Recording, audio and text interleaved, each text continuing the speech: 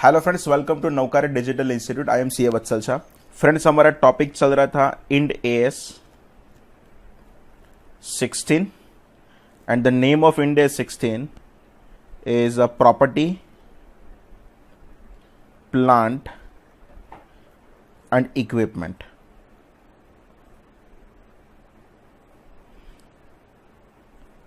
सबसे पहले मैं आपको अभी तक जो भी करवाया वो एक बार आपको रिवाइज करवा दूं। फ्रेंड्स, इंड AS 16 का नाम था प्रॉपर्टी, प्लांट एंड इक्विपमेंट। सबसे पहले आपको मीनिंग समझ लेना पड़े। What is the meaning of an asset? Asset means any resource which is owned or controlled by an enterprise as a result of a past event from which future economic benefit is expected.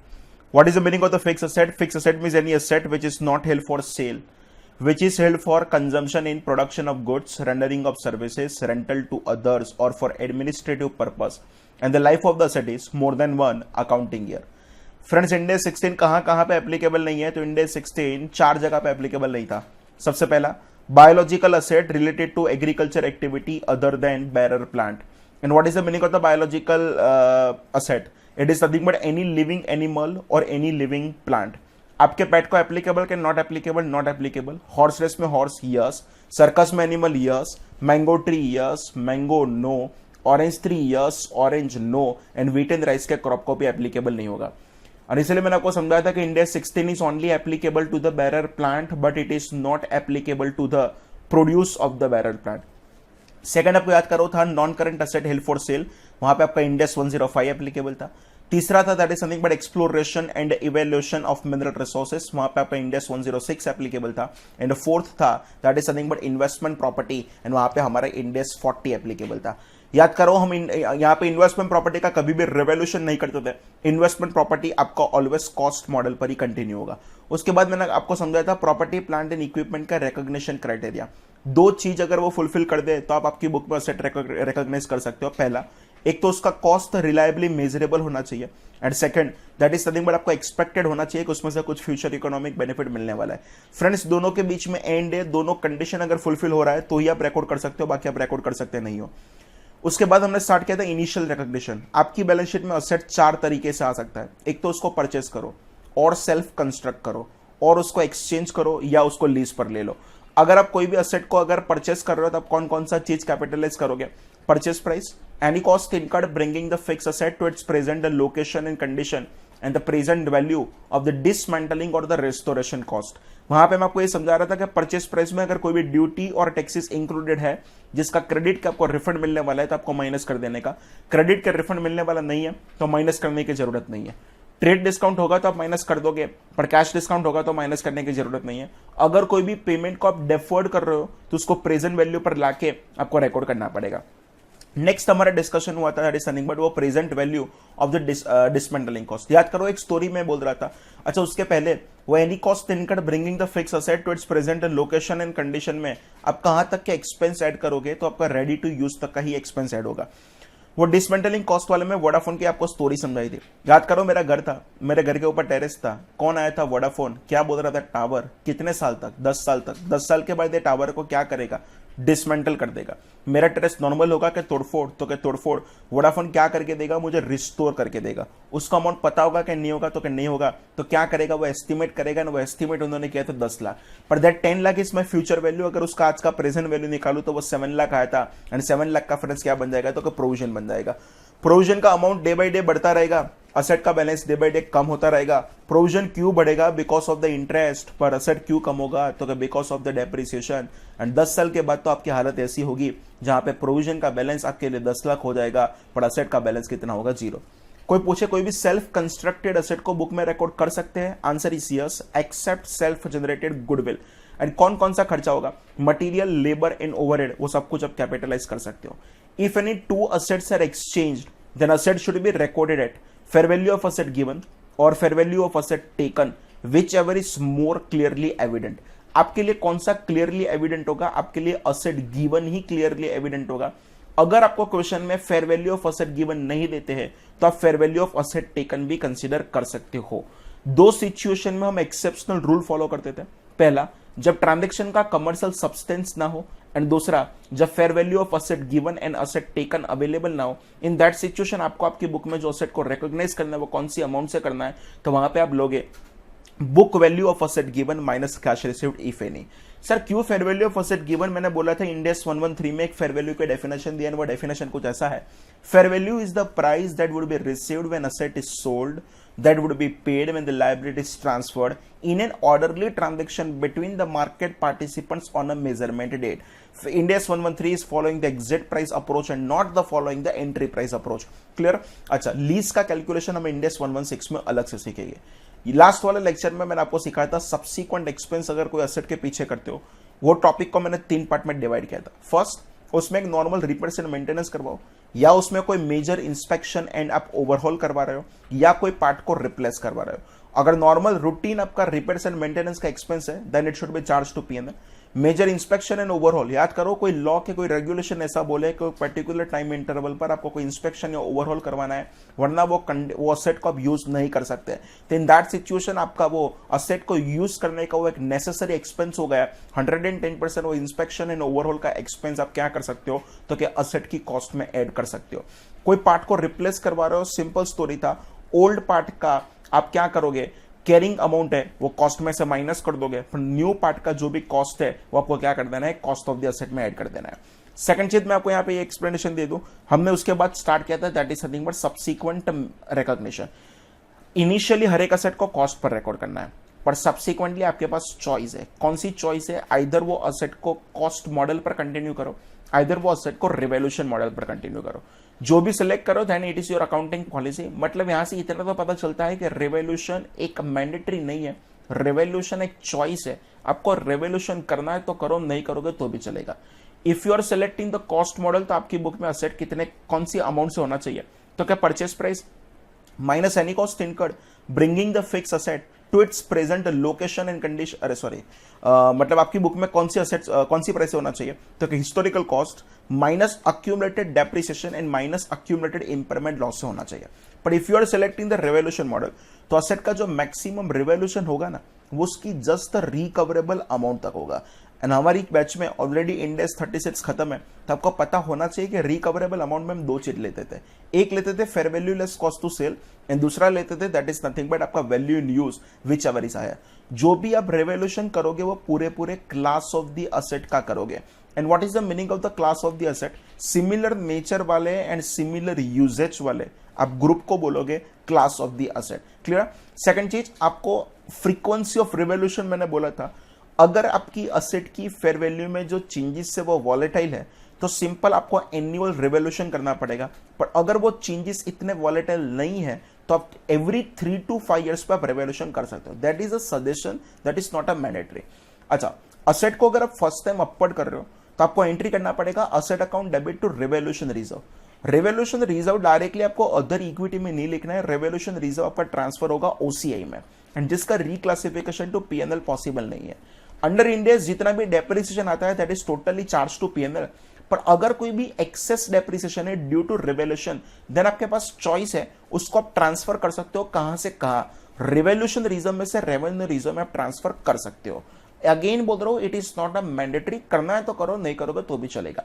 अगर कोई भी asset को आप downward कर रहे हो तो simple आपको एंट्री करना पड़ेगा P&L account debit to asset account. एक बार अगर कोई असेट को अपवर्ड करने के बाद अगर वही असेट को आप फिर से डाउनवर्ड कर रहे हो, तो पूरा लॉस आपका P&L में नहीं जाएगा। सबसे पहले आपको एडजस्ट करना पड़ेगा रिवोल्यूशन रिजर्व के बैलेंस के सामने। और एक बार कोई असेट को अगर आप डाउनवर्ड करने के बाद फिर से ऊपर उसको अपवर्ड कर रहे हो, तो उसका पूरा गेन आपका रिवोल्यूशन में नहीं जाएगा, उसका गेन आपको क्रेडिट करना पड़ेगा P&L में। एंड P&L में कितना क्रेडिट करोगे, difference between book value with downward revolution and book value without downward revolution. Last lecture में मैंने यहां तक समझाया था। अब एक छोटा सा टॉपिक मैं आपको पहले समझा दूं। कोई भी असेट को आप डी रिकॉग्नाइज कर रहे हो, तो जो भी गेन के लॉस आए वो पूरा ट्रांसफर कर देना पड़ेगा P&L में। पर अगर कोई रिवैल्यूड असेट को डी रिकॉग्नाइज कर रहे हो, तो आपके पास जो भी बैलेंस पड़ा होगा रिवोल्यूशन रिजर्व का, उसको आपको ट्रांसफर कर देना पड़ेगा रेवेन्यू रिजर्व में। क्लियर। अगर यहाँ पे नोट लिखोगे ना, एक सम करोगे तो पता चलेगा। नॉर्मल तो पता है ना आपको, 100 रुपए का असेट लिया था, 30 रुपीज का डेप्री प्रोवाइड कर लिया, तो आज हमारी बुक में असेट 70 का होगा। 70 वाली असेट अगर 50 में बेचू तो 20 रुपए का लॉस फ्रेंड्स आप ट्रांसफर कहां पे करते थे, पीएनएल, उसमें कोई डाउट है नहीं। पर 70 वाली असेट अगर 90 में बेचू तो गेन भी आप ट्रांसफर कहां पे करते थे, पीएनएल में। अच्छा, सीपीटी या फाउंडेशन पढ़े होगे ना, तो आपको ऐसा कुछ सिखाया होगा, अप टू कॉस्ट तक का प्रॉफिट है वो पीएनएल में, कॉस्ट से ऊपर का जो प्रॉफिट है वो in the nature of capital profit हुआ, एंड अगर वो कैपिटल प्रॉफिट हुआ तो then it should be transfer to capital reserve. ऐसा कुछ यहां पे इंडेस में नहीं है। इंडेस में कुछ भी प्रॉफिट के लॉस आए, कॉस्ट से ऊपर है, कॉस्ट जितना है, कॉस्ट कुछ भी मैं बोल रहा हूं, पूरे पूरे ट्रांसफर कहां पे कर दोगे, पीएनएल में। पर मेन बात यह है, अगर कोई भी रिवैल्यूड फिक्स असेट को अगर आप बेच रहे हो तो आपके पास जितना भी रिवैल्यूएशन रिजर्व का बैलेंस पड़ा है ना, वो रिवैल्यूएशन रिजर्व का बैलेंस आपको ट्रांसफर कहां पे करना पड़ेगा, रेवेन्यू रिजर्व में। तो फ्रेंड्स एक यहां पे थियरी लिखना, डी रिकॉग्निशन ऑफ पीपीई करें, डी recognition of PP, लिखो, if any PPE is derecognized,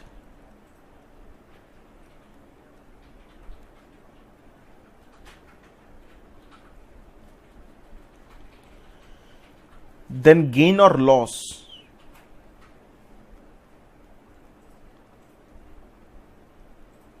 should be transferred to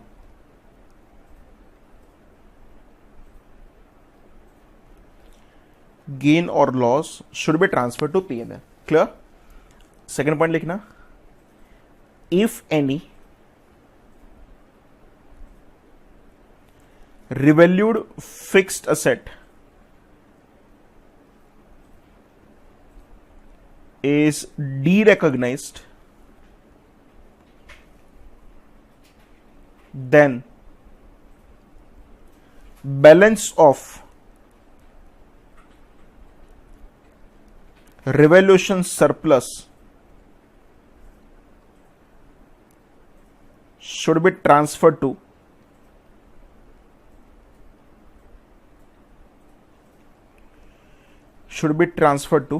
revenue reserve।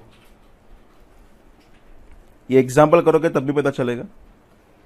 And next लिखना, all transfer from revaluation surplus to revenue reserve are made directly and not routed through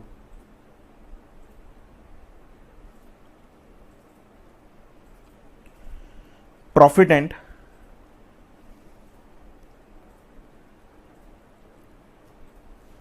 loss account.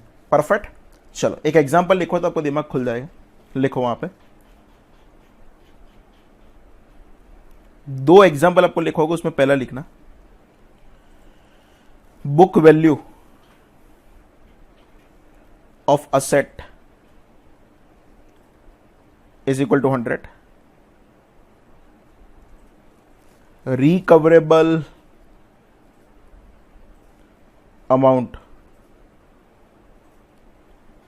is equal to 120 rupees, useful life is equal to 10 years,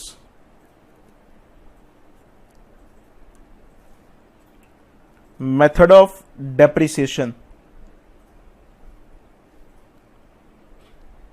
is equal to SLM. After 3 years, asset is sold at ₹60।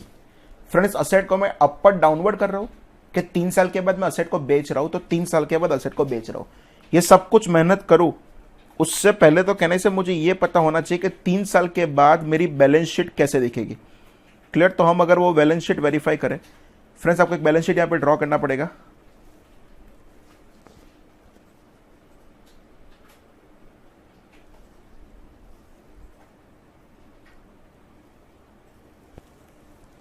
तो वहां पे लिखो cost is equal to 100 plus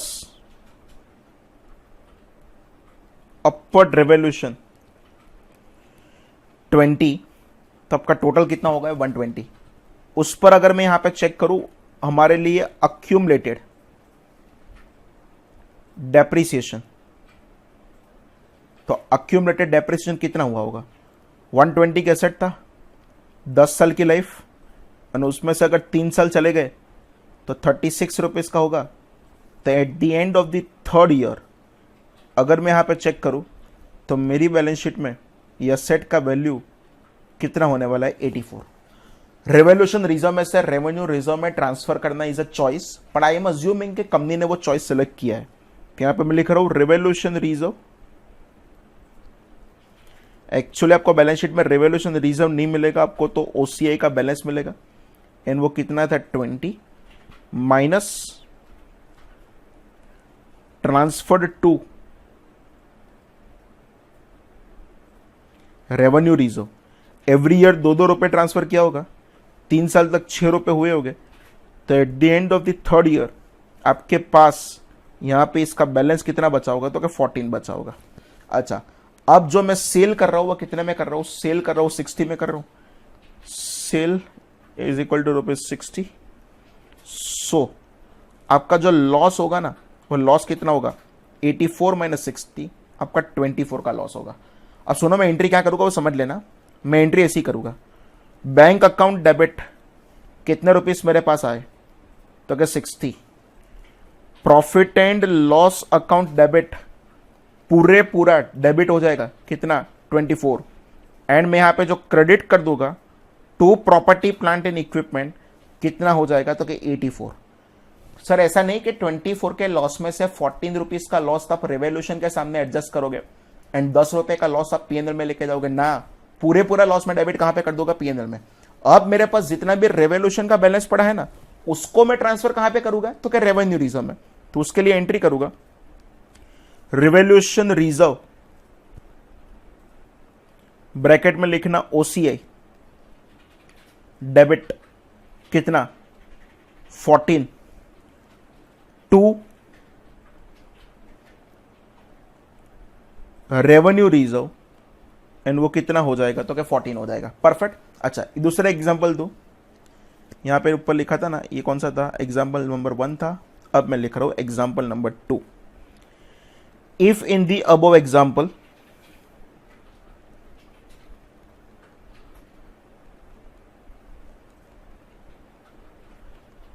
after 3 years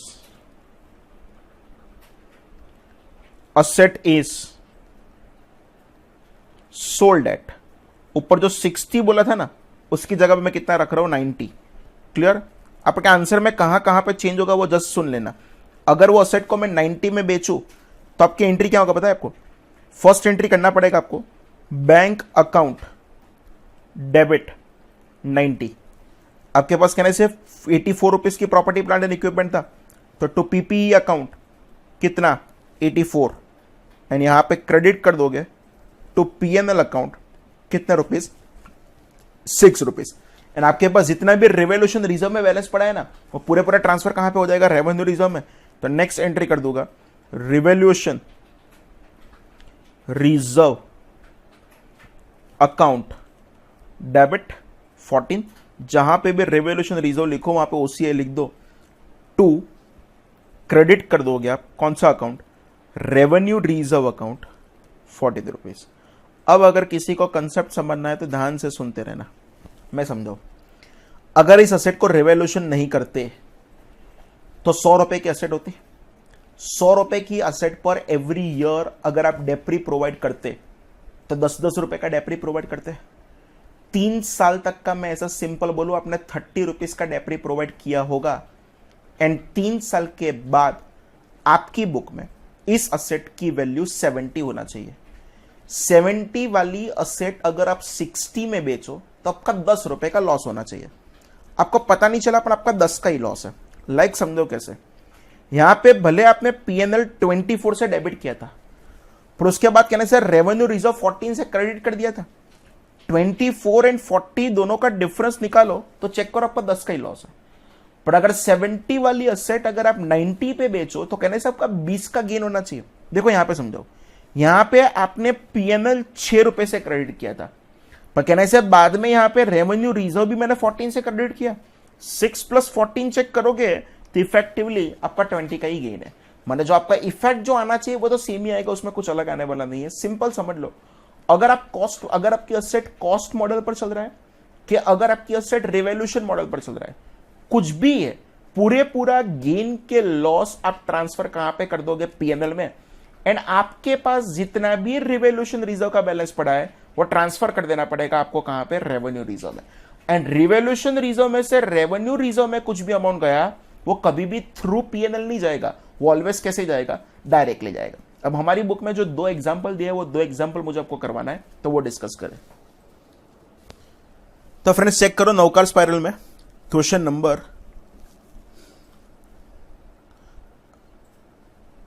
हाँ question number 9 पर आ जाओ।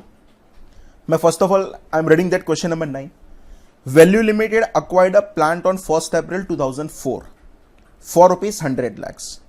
The company charges straight line depreciation on the basis of estimated useful life of the asset as 10 years and the scrap value at the end as 2.5% of the cost.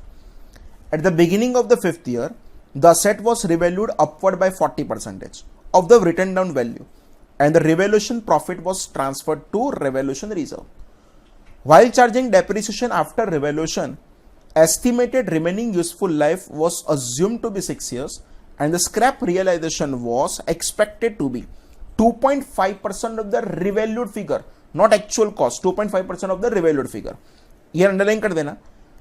No additional depreciation was adjusted through revaluation reserve account. ऐसा चले? हाँ चले। अगर access डेप्री अगर आप revolution में से adjust नहीं करोगे तो चलेगा, कोई प्रॉब्लम नहीं है। At the beginning of the 8th year, company found the asset useless. पहले तो इसको कैंसिल कर दो, ये जो 9.79 है ना वो काम का नहीं है, क्लियर। एंड इसको आपको एक अनलेस नहीं है, ये क्या है आपके लिए? ये यूजलेस है।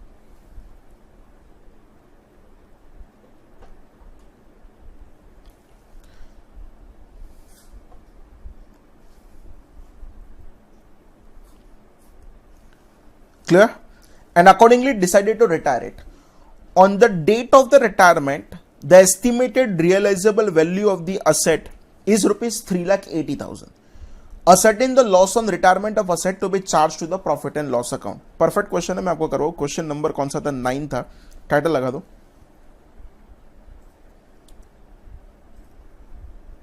Question number 9। क्लियर? एंड आप मेरे साथ 2 कॉलम का एक टेबल बना दो।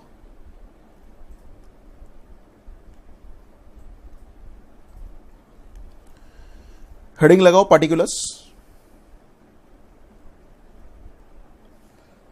And amount rupees. चेक करो आपने असेट जो परचेस किया था तब कितने रुपीस का था?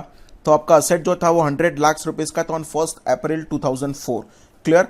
एंड आपने क्या परचेस किया था? प्लांट। तो यहां पे लिख रहा हूं कॉस्ट ऑफ द प्लांट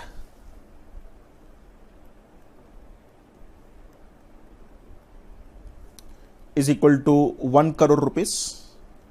सब कुछ सही चल रहा था कब तक? At the beginning of the 5th year. At the beginning of the 5th बोलो कि at the end of the 4th बोलो, it is one and same. तो एक काम करें, पहले हम 4 साल का अक्यूमुलेटेड डेप्रिसिएशन प्रोवाइड कर ले।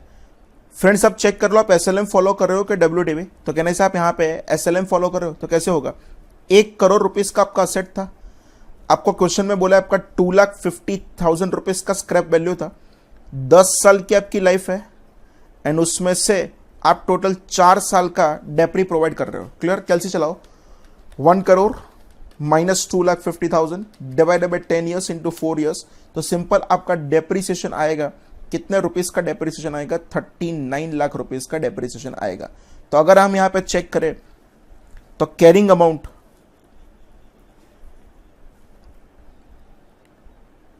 Eight the end of the 4th month, sorry, at the end of the 4th year तो वो कितना हो जाएगा, 61 लाख हो जाएगा। इस दिन आप असेट का क्या कर रहे हो, तो रिवोल्यूशन कर रहे हो, एंड अगर असेट का जो रिवोल्यूशन कर रहे हो वो कितने से कर रहे हो, 40%, तो प्लस में अगर करूं अपवर्ड रिवोल्यूशन, एंड वो जो अपवर्ड रिवोल्यूशन होगा वो 40% के हिसाब से होगा। 61 लाख का 40% करोगे तो 24,40,000 होगा। तो कैरिंग अमाउंट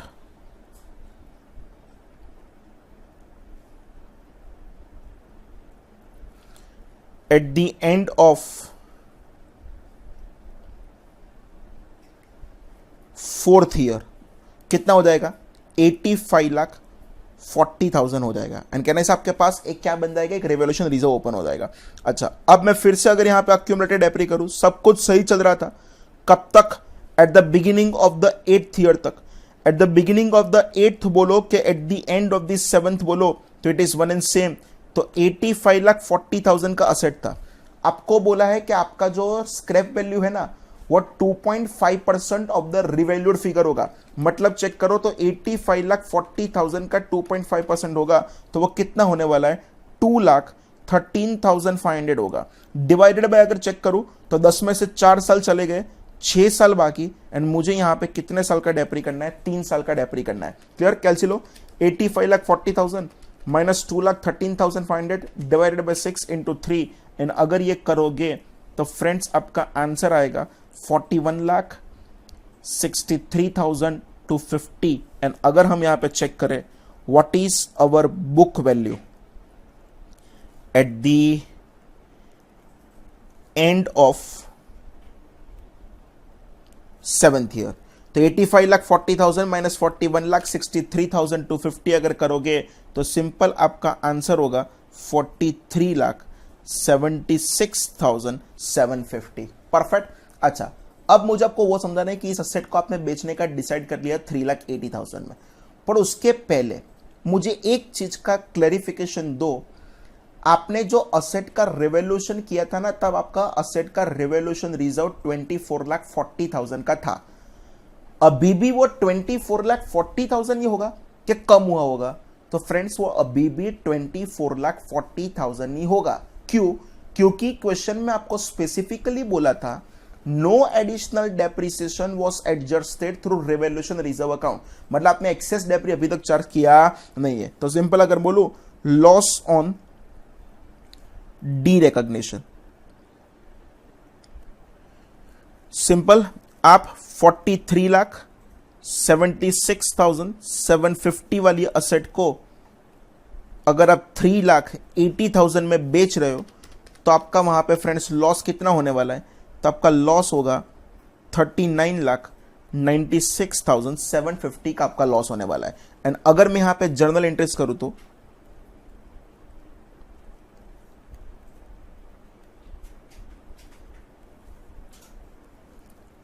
आपका जर्नल एंट्री यहां पे कैसे होगा समझ लेना। सबसे पहले एंट्री करोगे बैंक अकाउंट डेबिट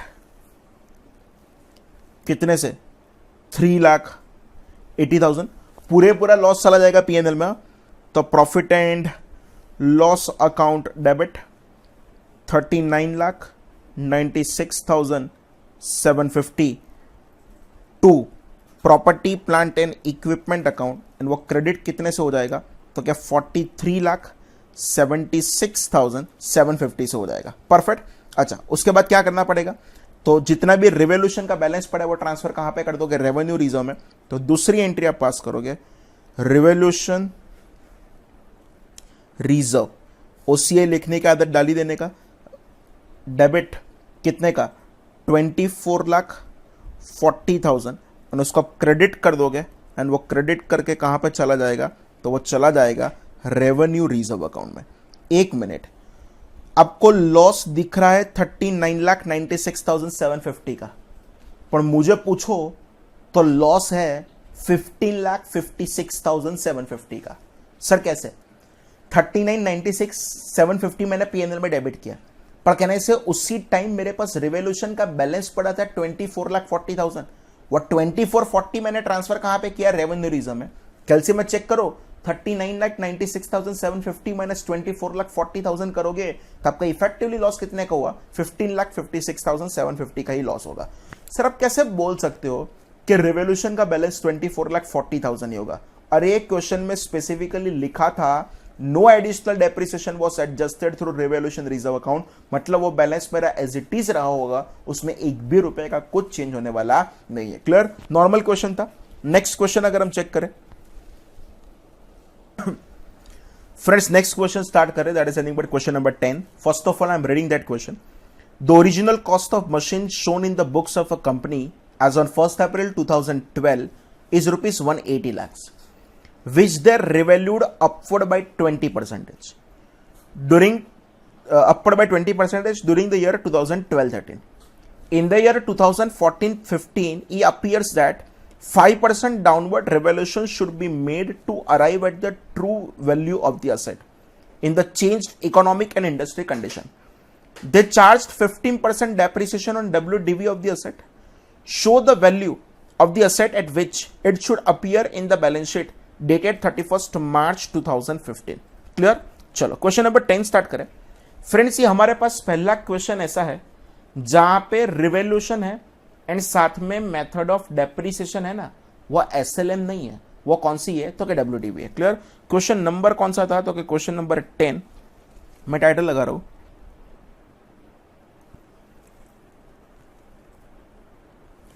हमको यहाँ पे बैलेंस शीट ड्रॉ करके आपको पता चलेगा कि कैसे होगा। तो यहाँ पे सबसे पहले टाइटल लगा रहा हूं balance sheet as on 31st March 13 and question 10 के यहाँ पे ब्रैकेट में ही लिख दूं। यहाँ पे मैं नीचे जितने भी अमाउंट लिखने वाला हूं वो अमाउंट रुपीज इन लैक्स है। क्लियर, चलो मेरे साथ अब एक बैलेंस शीट ड्रॉ करो छोटा सा। तो क्या होगा, हम अगर यहां पे चेक करें तो cost of the asset 1st April 2012 को आपके पास जो पड़ा था वो 180 था। उसी दिन आपने क्या किया तो एसेट का अपवर्ड रिवैल्यूएशन किया, तो प्लस कर रहा हूं मैं अपवर्ड रिवैल्यूएशन। एंड फ्रेंड्स, जो आपका अपवर्ड रिवैल्यूएशन हुआ ना वो 20% के हिसाब से हुआ, मतलब कितना हुआ 36। तो सिंपल आपकी बुक में यहां पे एसेट का वैल्यू कितना बचा होगा 216। एंड सामने कहने से यहां पे एक अदर कंप्रेहेंसिव इनकम में आपके पास एक बैलेंस पड़ा होगा कितने का, रिवैल्यूएशन रिजर्व का। क्वेश्चन में कुछ बोला है कि नहीं बोला है, मैं अज्यूम कर रहा हूं कि ये लोगों ने एक्सेस डेप्रिसिएशन रिवैल्यूएशन रिजर्व के सामने एडजस्ट कर देते। तो अगर मैं यहां पे एक साल का अगर मैं यहां पे डेप्रिसिएशन कैलकुलेट करूं तो 216 का 15% अगर आप करोगे तो कितना आएगा तो क्या 32.4 आएगा। एंड 32.4 अगर आएगा तो सिंपल आपका कैरिंग अमाउंट 31st March 2013 को फ्रेंड्स कितना बचने वाला है, तो 216 में से 32.4 माइनस करोगे तो 183.6 आएगा। क्लियर, ये जो रिवोल्यूशन पड़ा है उसमें से कहने से एक्सेस डेप्रिसिएशन वो आपको ट्रांसफर करना पड़ेगा। ट्रांसफर टू कहां पे ट्रांसफर करोगे, तो आप जो ट्रांसफर करोगे वो रेवेन्यू रिजर्व में ट्रांसफर करोगे। मैं एक लाइन बोल दूं, वो मेरा एक्सेस डेप्री होगा ना वो 36 का 15% जितना ही होगा। सर ये दिमाग में नहीं गया, समझो।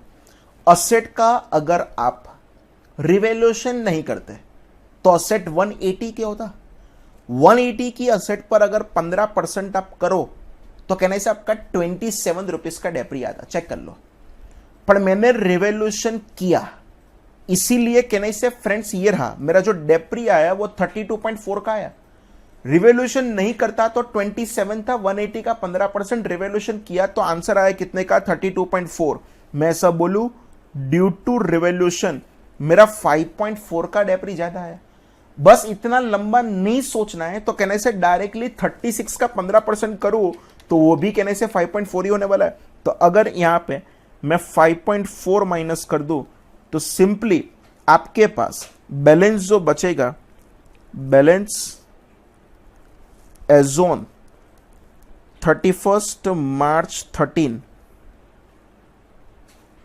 वो कितना बचेगा, तो 36 माइनस 5.4 तो आपका जो यहां पे होगा वो कितना होगा 30.6। क्लियर, एक साल मेरा खत्म है 31st March 13 तक का।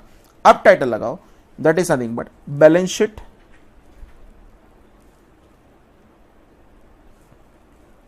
As on 31 March 14। आप एक छोटी सी बैलेंस शीट ड्रॉ करो। अच्छा, वहां पे अगर चेक करूं, ओपनिंग बैलेंस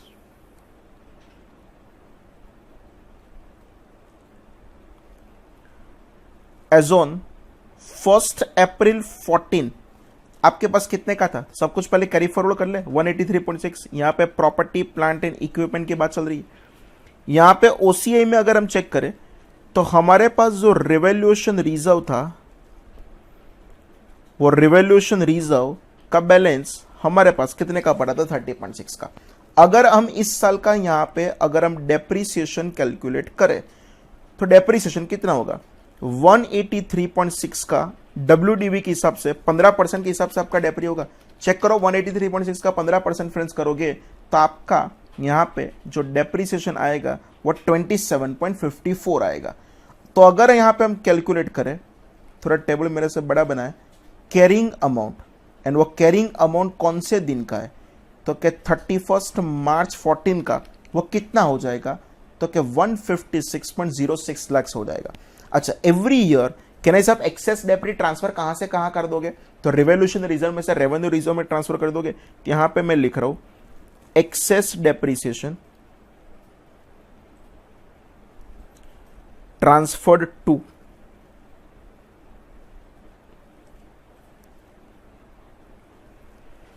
रेवेन्यू रिजर्व। अब नहीं बोलूंगा वो डायरेक्टली कितना होगा, 30.6 का 15% ही होने वाला है। अब डाउट नहीं होना चाहिए, क्लियर। तो 30.6 का अगर 15% करोगे तो फ्रेंड्स कितना होगा? वो 4.59 होगा। तो अगर हम यहां पे कैलकुलेट करें बैलेंस एज ऑन 31 मार्च 14 तो कितना होगा? 26.01 हो जाएगा। मतलब 31 मार्च 14 तक अब कोई प्रॉब्लम नहीं है। अब टाइटल लगाओ बैलेंस शीट एज ऑन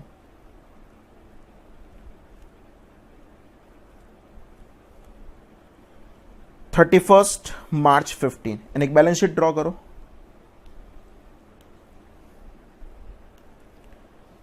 तो वहां पे सबसे पहले यहां पे लिख रहा हूं that is nothing but property plant and equipment, and वो प्रॉपर्टी प्लांट एंड इक्विपमेंट का ओपनिंग बैलेंस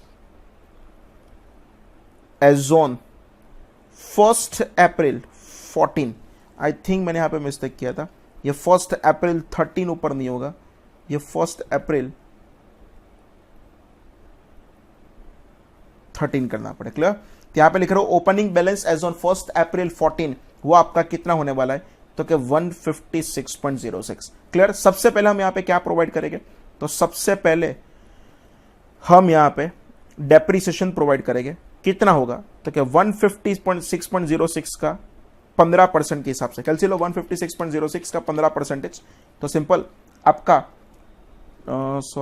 23.41 रुपीज का डेप्रीसिएशन होगा। तो अगर यहां पे मैं चेक करूं what is my carrying amount, तो कैरिंग अमाउंट आपका कितना बचेगा? 132.65। पर उसी दिन आप क्या कर रहे हो? असेट का 5% का डाउनवर्ड रिवैल्यूएशन कर रहे हो, तो माइनस कर रहा हूं मैं डाउनवर्ड रिवैल्यूएशन, एंड वो कितना होगा? तो क्या 132.65 का 5% आपको क्या करना है? डाउनवर्ड रिवैल्यूएशन करना है। एंड अगर ये करोगे तो आपका आंसर होगा 6.63। तो यस, यहां पे आपका जो बैलेंस होगा carrying amount as on 31 March 15 वो कितना हो जाएगा? 126.01 आपका हो जाएगा, क्लियर। अच्छा, पर आपने एक साथ में मुझे कहना चाहिए रिवॉल्यूशन का भी बैलेंस कैलकुलेट करना पड़ेगा। यहां पे मेरे पास एक ओसीआई पड़ा होगा, एंड ओसीआई में अगर हम चेक करें तो हमारे पास रिवॉल्यूशन रिजर्व करके एक ओपनिंग बैलेंस आया होगा ऊपर से, कितना? 26.01। 26.01 में से सबसे पहले हम क्या माइनस करेंगे? Excess depreciation. यहां पे मैं लिख रहा हूं excess depreciation transferred to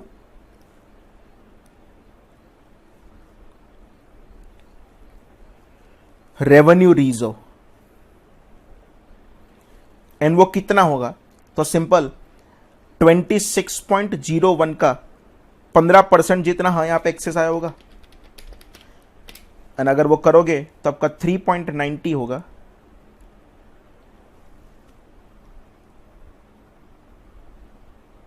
minus अगर करूं तो डाउनवर्ड रिवॉल्यूशन आपने जो किया था, एंड वो डाउनवर्ड रिवॉल्यूशन कितने से था? तो क्या 6.63 से, तो आपको बैलेंस मिल जाएगा। तो आपका यहां पे बैलेंस एज ऑन 31 मार्च 15 कितना आएगा? तो क्या 15.47 आएगा। क्लियर? फिर से पूरा एग्जांपल आपको एक बार समझा दूं बिकॉज अच्छा क्वेश्चन था। क्वेश्चन नंबर 10 में फर्स्ट टाइम एक क्वेश्चन ऐसा है जहां पे आपका रिवॉल्यूशन भी है एंड साथ में मेथड ऑफ डेप्रिसिएशन आपका WD भी है। तो आपको एकदम ध्यान से एक एक साल वाइज करना पड़ेगा, डेप्री कैलकुलेट करो, और ये बुद्धि चलनी चाहिए कि आपका एक्सेस डेप्री कितना होगा। तो ऑब्वियसली आपने जितना भी रिवॉल्यूशन किया है उसके समथिंग परसेंटेज कर दोगे, उतना ही होगा। क्लियर? 13 14 तक सिंपल था। 15 में आपको सबसे पहले यहाँ पे क्या कैलकुलेट करना पड़ेगा? डेप्रिसिएशन कैलकुलेट करोगे, एंड उसके बाद आप क्या कैलकुलेट करोगे? तो आप डाउनवर्ड रिवॉल्यूशन करोगे। रूल ऐसा था, एक बार कोई एक असेट को अपवर्ड करने के बाद अगर वही असेट को हम फिर से डाउनवर्ड करते हैं तो पूरा लॉस हमका पीएनएल में नहीं जाना चाहिए, पूरा लॉस सबसे पहले एडजस्ट होना चाहिए रिवॉल्यूशन रिजर्व में। चेक करो यहां पे आपका जो डाउनवर्ड रिवॉल्यूशन था ना वो 6.63 का था, एंड कहने से उस मोमेंट पे मेरे पास ऑलरेडी आपका कहने से रिवॉल्यूशन का बैलेंस पड़ा ही था, तो सिंपल पीएनएल में कुछ जाएगा ही नहीं। वो 6.63 मैंने किसके सामने एडजस्ट कर दिया? तो वो 6.63 मैंने रिवॉल्यूशन के सामने ही एडजस्ट कर दिया, पीएनएल में कुछ भी लेके जाने की जरूरत नहीं है। अच्छा क्वेश्चन था, एग्जाम के अगले दिन ये क्वेश्चन करके जाना चाहिए। फ्रेंड्स मैं एक नया टॉपिक स्टार्ट करूं, ध्यान से समझना। ये समझने में थोड़ा डिफिकल्ट है, पर अगर एक बार समझ गए तो इजी है। लिखना नहीं है, जस्ट मैं आपको समझा रहा हूं। मेरी बैलेंस शीट था, वहां पे अज्यूम कर लो मेरे पास एक असेट का ग्रॉस ब्लॉक जो था ना वो 1 लाख रुपीस का था। मेरे पास वही असेट का जो अक्यूमुलेटेड डेप्रिसिएशन था ना वो 20,000 का था, एंड वो असेट का नेट ब्लॉक जो था वो 80,000 का था। एंड मेरी कंपनी अब बोल रही है कि अब हमको कॉस्ट मॉडल फॉलो नहीं करना है, अब हमको रिवॉल्यूशन मॉडल फॉलो करना है। एंड अगर हमको रिवॉल्यूशन मॉडल फॉलो करना है तो उस दिन अगर हमने उसका रिकवरेबल अमाउंट अगर हमने डिटरमाइन किया तो रिकवरेबल अमाउंट आ रहा था 1,10,000। सबको पता है कि I am talking about the upward revolution. मुझे 80,000 वाली असेट को 1,10,000 तक लेके जाना है। 80,000 वाली असेट को अगर 1,10,000 तक लेके जाना है तो सिंपल सर एंट्री कर दो ना। टॉपिक क्यों नया चालू कर रहे हो? Asset account debit to revolution reserve. पर प्रॉब्लम ये होता था, हम बैलेंस शीट में just property plant and equipment का नेट ब्लॉक लिखते हैं, पर नोट्स टू अकाउंट में एक पूरी नोट बनाते हैं। इन वो नोट कैसे होते हैं वो समझाओ। सबसे पहला टाइटल वहां पे होता है, that is nothing but gross block. Gross block के अंडर 4 चीज आती है, opening, addition, deduction and finally closing balance. उसके बाद होता है that is nothing but accumulated depreciation, and ये accumulated depreciation के अंडर भी 4 चीज आती है, opening, addition, deduction and the closing balance. And finally आप यहां पे नेट ब्लॉक को प्रेजेंट करते हो। ऐसा आप सब कुछ प्रेजेंटेशन करते हो नोट्स टू अकाउंट्स में। तो अगर मेरे क्वेश्चन में मैं अगर यहां पे वेरीफाई करूं तो कहने से मेरा ओपनिंग बैलेंस पे ग्रॉस ब्लॉक लिखा होगा 1 लाख, अक्यूमुलेटेड डेप्री के ओपनिंग में लिखा होगा 20,000, एंड कहने से फ्रेंड्स हमने नेट ब्लॉक 80,000 लिखा होगा। एंड आपने मुझे ऐसा बोला कि सर आप एक एंट्री कर दो asset account debit to revolution reserve 30,000 से। तो मैं ये कहने से एडिशन में 30,000 लिखूंगा तो ये हो जाएगा 130। ये तो 20 का 20 था ना, तो अब ये कितना हो गया? तो कि 1,10,000 हो गया। पर जिस मोमेंट पे मैंने यहां पे 30 लिखा तो मेरे स्टेक होल्डर ऐसा मान रहे कि इस असेट को मैंने परचेस किया है। पर आप पूछो अपने आप को, एक्चुअली मैंने उसको परचेस किया है कि ये रिवॉल्यूशन है? तो कहना है ये रिवॉल्यूशन है, तो इंडेस 16 बोल रहा है जब भी आप असेट का रिवैल्यूएशन करो तो आपको आपके अक्यूमुलेटेड डेप्रीसिएशन के बैलेंस को एडजस्ट करना पड़ेगा। एंड वो अक्यूमुलेटेड डेप्रीसिएशन के बैलेंस को एडजस्ट करने के लिए आपके पास टोटल दो मेथड है। First method, gross block and accumulated depreciation के बैलेंस को प्रोपोर्शनेट एडजस्ट करो। एंड अगर वैसा नहीं करना है तो सेकेंड मेथड है, अक्यूमुलेटेड डेप्रीसिएशन के बैलेंस को आप एलिमिनेट कर दो। रिपीट करो, कौन सी दो method? Gross block and accumulated depreciation के बैलेंस को प्रोपोर्शनेट एडजस्ट करो। एंड अगर वो नहीं करना है तो अक्यूमुलेटेड डेप्रीसिएशन के बैलेंस को एलिमिनेट कर दो। अगर मैं आपको मेथड 1 समझाऊं, gross block and accumulated depreciation के बैलेंस को प्रोपोर्शनेट एडजस्ट करना है, मतलब ये लोग क्या बोल रहे हैं, ये रहा मेरा ग्रॉस ब्लॉक, प्रोपोर्शनेट एडजस्टमेंट करना है। कैसे? कि भाई जो मेरा नेट ब्लॉक 80,000 का था उसको मुझे 1,10,000 तक लेके जाना है। तो अगर मेरा ग्रॉस ब्लॉक अगर 1 लाख रुपए का है तो उसको प्रोपोर्शनेटली कितना इंक्रीज करूं? तो कैलसी लो, 1 लाख इंटू 1,10,000 डिवाइडेड बाय 80,000 करोगे तो फ्रेंड्स आपका आंसर आएगा 1,37,500। वैसा ही प्रोपोर्शनेट एडजस्टमेंट करूंगा मैं किसका? तो क्या अक्यूमुलेटेड डेप्री का। कैसे करोगे? सेम प्रोपोर्शन कि मेरे 80,000 वाले नेट ब्लॉक को अगर मुझे 1,10,000 तक लेके जाना है तो मैं 20,000 के अक्यूमुलेटेड डेप्री को कहां तक लेके जाऊं? कैलसी लो, 20,000 इंटू 1,10,000 डिवाइडेड बाय 80,000। एंड अगर ये करोगे तो फ्रेंड्स आपका आंसर होगा 27,500। एंड चेक करो, हमको जो चाहिए वो मिल गया, वहां से काम खत्म नहीं होगा। इसकी जर्नल एंट्री आपको आना चाहिए। सिंपल एंट्री समझो, ग्रॉस ब्लॉक 1 लाख का था, उसको करना है 1,37,500। मतलब मैं ऐसा बोलूं, असेट का बैलेंस मुझे इंक्रीज करना है। एंड अगर असेट का बैलेंस इंक्रीज करना है तो मैं यहां पे एंट्री करूंगा पीपीई अकाउंट डेबिट 37,500। मुझे इतना बताओ, अक्यूमुलेटेड एप्री का बैलेंस होता कौन सा है? क्रेडिट होता है ना। 20 का था, 20 वाला अक्यूमुलेटेड डेप्री मुझे 27,500 पर लेके आना है। मतलब कहने से मुझे अक्यूमुलेटेड डेप्रीसिएशन का बैलेंस भी 7,500 से बढ़ाना है। एंड अगर बढ़ाना है तब क्रेडिट करोगे टू अक्यूमुलेटेड डेप्रीसिएशन अकाउंट, कितना? 7,500। मेरी जर्नल एंट्री में जो 30,000 का डिफरेंस आया ना, ये 30,000 का डिफरेंस आपका चला जाएगा कहां पे? रिवैल्यूएशन रिजर्व में।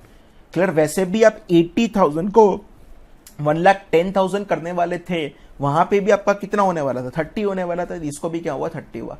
इस मेथड को बोलते हैं, मैंने क्या किया, मैंने सिंपल याद रखो, प्रोपोर्शनेट एडजस्टमेंट किया। क्या किया मैंने? प्रोपोर्शनेट एडजस्टमेंट किया। अब मैं सिखा रहा हूं, that is nothing but method number 2। Method number 2 का नाम है अक्यूमुलेटेड डेप्रीसिएशन के बैलेंस को आप एलिमिनेट कर दो, मतलब जीरो कर दो। तो क्या होगा? ग्रॉस ब्लॉक कहने से 1 लाख का 1 लाख होगा, अक्यूमुलेटेड डेप्री के बैलेंस को जीरो कर देना है। एंड नेट ब्लॉक कितना हो जाएगा? 1 लाख। ये 1 लाख वालों को मुझे 1,10,000 पर लेके जाना है। असेट लाख का था, 1,10,000 पर लेके जाना है। तो सिंपल आप एंट्री करोगे, property plant and equipment account debit कितने से? 10,000। अक्यूमुलेटेड डेप्री का बैलेंस कहने से क्रेडिट होता है ना, उसको एलिमिनेट मतलब जीरो करने के लिए क्या करना पड़ेगा? डेबिट करना पड़ेगा। तो डेबिट यहां पे कर रहा हूं, accumulated depreciation account debit 20,000। And आप जो क्रेडिट कर दोगे वो क्रेडिट क्या कर दोगे? रिवैल्यूएशन रिजर्व ओसीआई में क्रेडिट कर दोगे। कितने रुपीस? 30,000। कोई भी सिचुएशन फॉलो करो, आपका रिवैल्यूएशन रिजर्व में तो 30 होने वाला है। सर अब आपने कंफ्यूज कर दिया हमको। वो जो आपने अभी तक सिखाया वो नॉर्मल वाली एंट्री करने का, asset account debit to revaluation reserve, कि हमको हर एक क्वेश्चन में ये 2 मेथड में से कोई एक मेथड यूज करने का। सिंपल समझो, क्वेश्चन में अगर आपको gross block and accumulated depreciation का डेटा दिया है तो आप ये 2 मेथड में से कोई भी एक मेथड यूज करोगे। एंड कौन सी मेथड था? नाम क्या था? पहले का नाम था प्रोपोर्शनेट एडजस्टमेंट एंड सेकंड का नाम है एलिमिनेशन ऑफ अक्यूमुलेटेड डेप्रिसिएशन। क्या नाम है? Elimination of accumulated depreciation. अब दोनों में से जो करना है कर सकते हो। मुझे पूछो कौन सी मेथड प्रॉपर है, तो मैं चांस दूंगा मेथड नंबर 1 को, बिकॉज मेथड नंबर 1 में प्रॉपर प्रेजेंट हो रहा है कि आपका प्रोपोर्शनल एडजस्टमेंट है।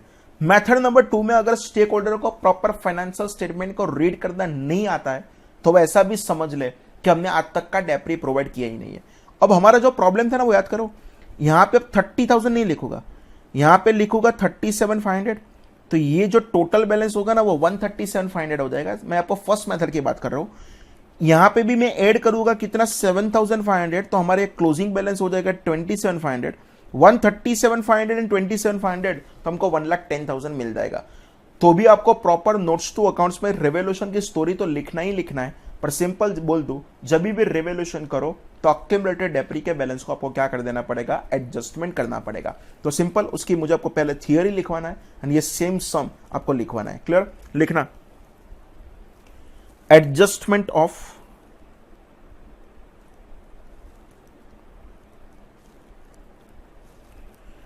Balance of adjustment of balance of accumulated depreciation at the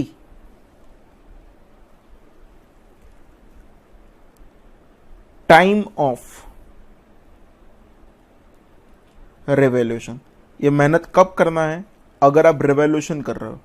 अगर आपकी एंटिटी कॉस्ट मॉडल फॉलो कर रही है तो ऐसा कोई टेंशन आने वाला नहीं है। क्लियर? वहां पे लिखो at the date of revolution, on the date of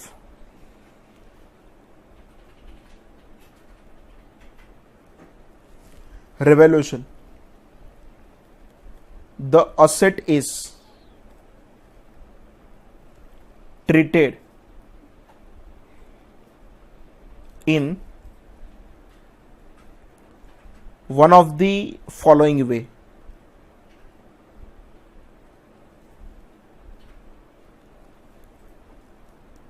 First, the gross carrying amount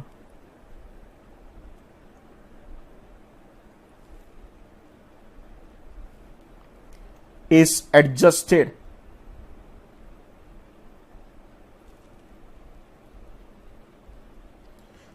in a manner that is consistent with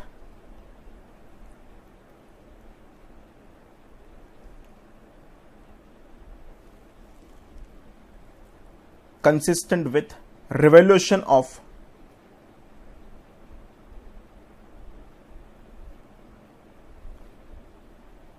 carrying amount of asset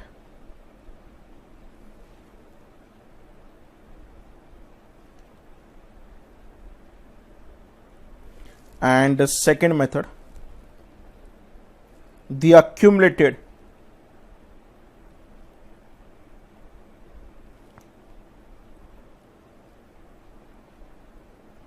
depreciation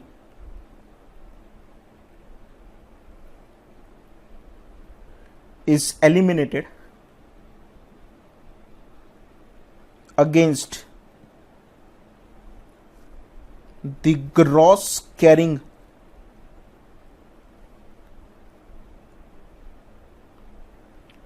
amount of the asset. Clear? दोनों में से कोई भी एक method आप use कर सकते हो। तो फ्रेंड्स हम इस पर एक एग्जांपल डिस्कस करें तो टाइटल लगा दो एग्जांपल। मैंने आपके साथ जो डिस्कस किया था वही लिखवा रहा हूं, लिखो वहां पे ग्रॉस ब्लॉक ऑफ पीपीई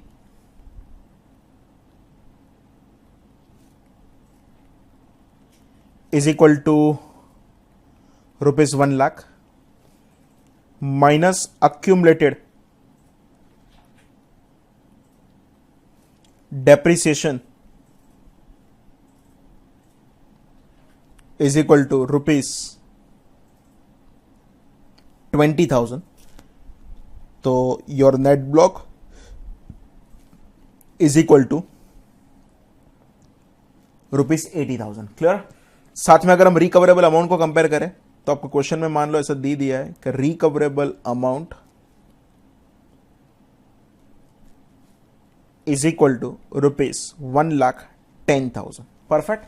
अच्छा, यहां पे लिखना pass journal entries for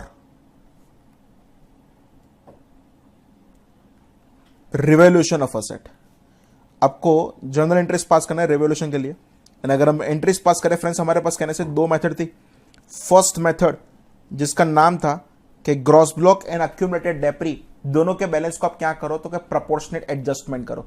and अगर प्रोपोर्शनेट एडजस्टमेंट करोगे तो सिंपल, अगर मैं यहां पे टाइटल लगाऊं मेथड 1, तो क्या होगा, तो आपका कुछ ऐसा होगा। सबसे पहले यहां पे लिख रहा हूं that is nothing but gross block. तो आपको यहां पे एक प्रपोर्शन रखना पड़ेगा। कैसे प्रपोर्शन कि 80,000 वाले ब्लॉक को 1,10,000 तक करना है, तो मेरा जो ग्रॉस ब्लॉक 1,00,000 था उसको कहां तक करना पड़ेगा। तो अगर आप करोगे तो आपका आंसर होगा कितना, 1,37,500 माइनस हम करेंगे that is nothing but accumulated appreciation. लिखो वहां पे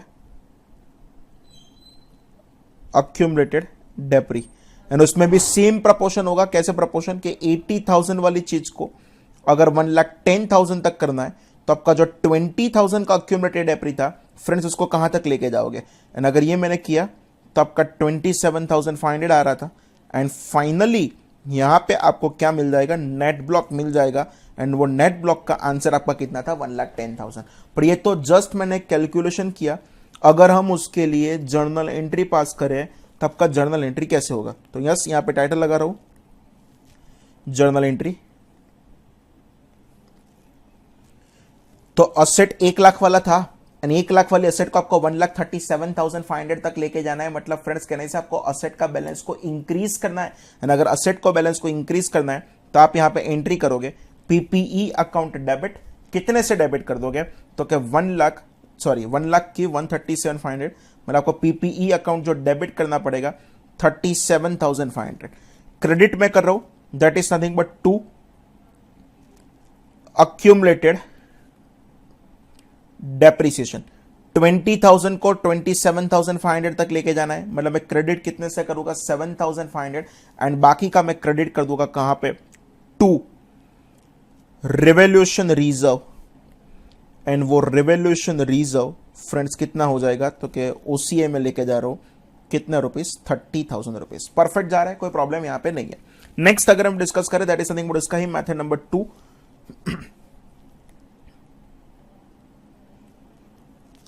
तो मेथड नंबर 2 का नाम फ्रेंड्स क्या था, तो क्या अक्यूमुलेटेड डेप्रिसिएशन के बैलेंस को आपको एलिमिनेट कर देना है। एंड अगर एलिमिनेट कर देना है तो आपकी हालत क्या हुई, ग्रॉस ब्लॉक आपका 1,00,000 रुपए था, अक्यूमुलेटेड डेप्रिसिएशन क्या बैलेंस को क्या कर दो, एलिमिनेट कर दो। तो आपका जो नेट ब्लॉक होगा वो नेट ब्लॉक भी कितने का हो जाएगा, तो कि 1,00,000 हो जाएगा ना। यानी ये 1,00,000 वाले को आपको 1,10,000 तक लेके जाना है। तो सिंपल यहां पर बैलेंस भी कितना बचेगा, 1,10,000। एंड अगर उसका मैं जर्नल एंट्री करूं तो कैसे होगा, समझ लेना।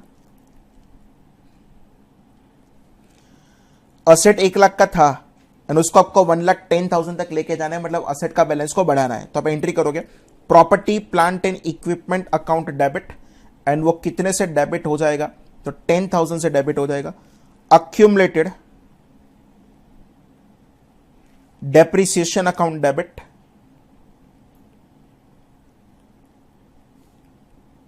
एंड वो कितने से डेबिट हो जाएगा, तो कि 20,000 से। एंड आप जो क्रेडिट कर दोगे वो क्रेडिट आपको कौन सा कर देना पड़ेगा, रिवोल्यूशन रिजर्व। एंड ब्रैकेट में मैं लिख रहा हूं that is something but OCI, and वो कितना क्रेडिट कर दोगे, 30,000। Clear friends. मैं आपको यहां पे एक चीज और भी क्लैरिफिकेशन दे दूं साथ साथ में। अगर हम कभी भी डेप्रिसिएशन, इसमें कोई टॉपिक अलग से पढ़ाने की जरूरत नहीं है, जो ऑलरेडी आपको आता है। अगर आप कोई भी डेप्रिसिएशन की मेथड चेंज करोगे तो it is not your change in accounting policy but it is your change in accounting estimate. And if it is a change in accounting estimate तो फ्रेंड्स उसका आपको कभी भी रेट्रोस्पेक्टिव इफेक्ट नहीं देना है, उसका आपको कौन सा इफेक्ट देना पड़ेगा, उसका आपको प्रोस्पेक्टिव इफेक्ट देना पड़ेगा। क्लियर? मतलब simple, any change in depreciation method is not considered as a change in accounting policy, it is considered as a change in accounting estimate. तो उसका भी थियरी लिख दे, बाद में सम करते जाएंगे। तो टाइटल लगा दो, चेंज इन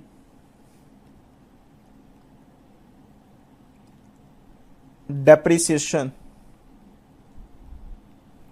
मेथड, वहां पे लिख देना any change in depreciation method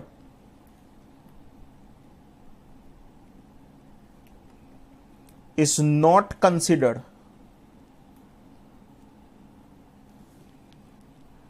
as change in accounting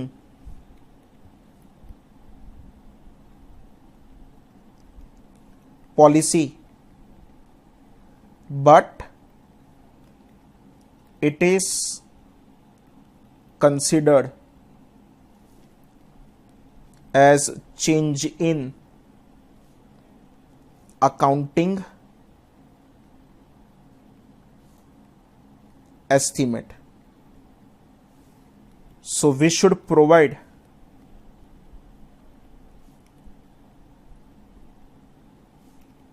prospective effect. उसका कोई आपको रेट्रोस्पेक्टिव इफेक्ट देने की जरूरत नहीं है। कौन से इफेक्ट देने का? Prospective effect. क्लियर? बस आज एक भी नया टॉपिक नहीं करेंगे, अब जितने भी क्वेश्चन पेंडिंग है वो पहले क्वेश्चन खत्म करेंगे, अगर उसके बाद टाइम बचा तो हम टॉपिक करेंगे। क्लियर? चलो पहले से देखते जाए हम कौन से क्वेश्चन बाकी है, एंड एक बार इन्वेंट्री ले ले तो मुझे भी याद आ जाए। फ्रेंड्स क्वेश्चन नंबर 1 and 2 खत्म थे।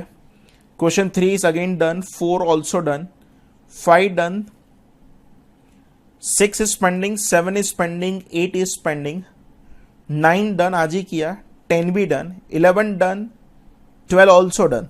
Clear? Okay, what about 13? 13 yes, exchange वाला क्वेश्चन था, 13 इज अगेन डन। 14 हमारा पेंडिंग है। चलो क्वेश्चन नंबर 14 से स्टार्ट करें। An entity acquired an asset 3 years ago at a cost of ₹5 million, मतलब 50 lakh. The depreciation method adopted for the asset was 10% reducing balance method. At the end of the year 3, entity estimates that the remaining useful life of the asset is 8 years and determines to adopt a straight line method from that date so as to reflect the revised estimated pattern of the recovery of the economic benefits. Show the necessary treatment in accordance with Ind AS 16. Final level का सम है ही नहीं, just आपका डेप्री की method change होगा, वैसा आपको बोला है, करवा दो आपको तो भी। क्वेश्चन नंबर 14 फ्रेंड्स टाइटल लगा देना,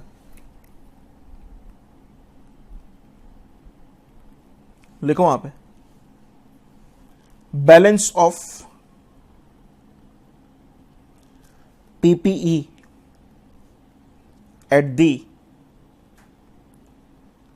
end of थर्ड ईयर। तो फ्रेंड्स कहने से अपने 50 लाख रुपए की असेट था, 10% WDV के हिसाब से था, मतलब कहने से इंटू 0.9 मुझे क्या करना पड़ेगा, कितनी बार करना पड़ेगा? 3 बार। अगर आप कैलसी लोगे तो सिंपल चेक कर लो आपकी बुक में असेट का बैलेंस कितना बचा होगा। तो आपकी बुक में असेट का बैलेंस बचा होगा 36,45,000। यहां पर ऑफिशियली एक लाइन लिखना पड़े, any change in depreciation method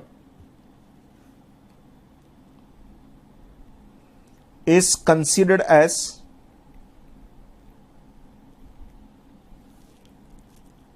change in accounting estimate. So we should provide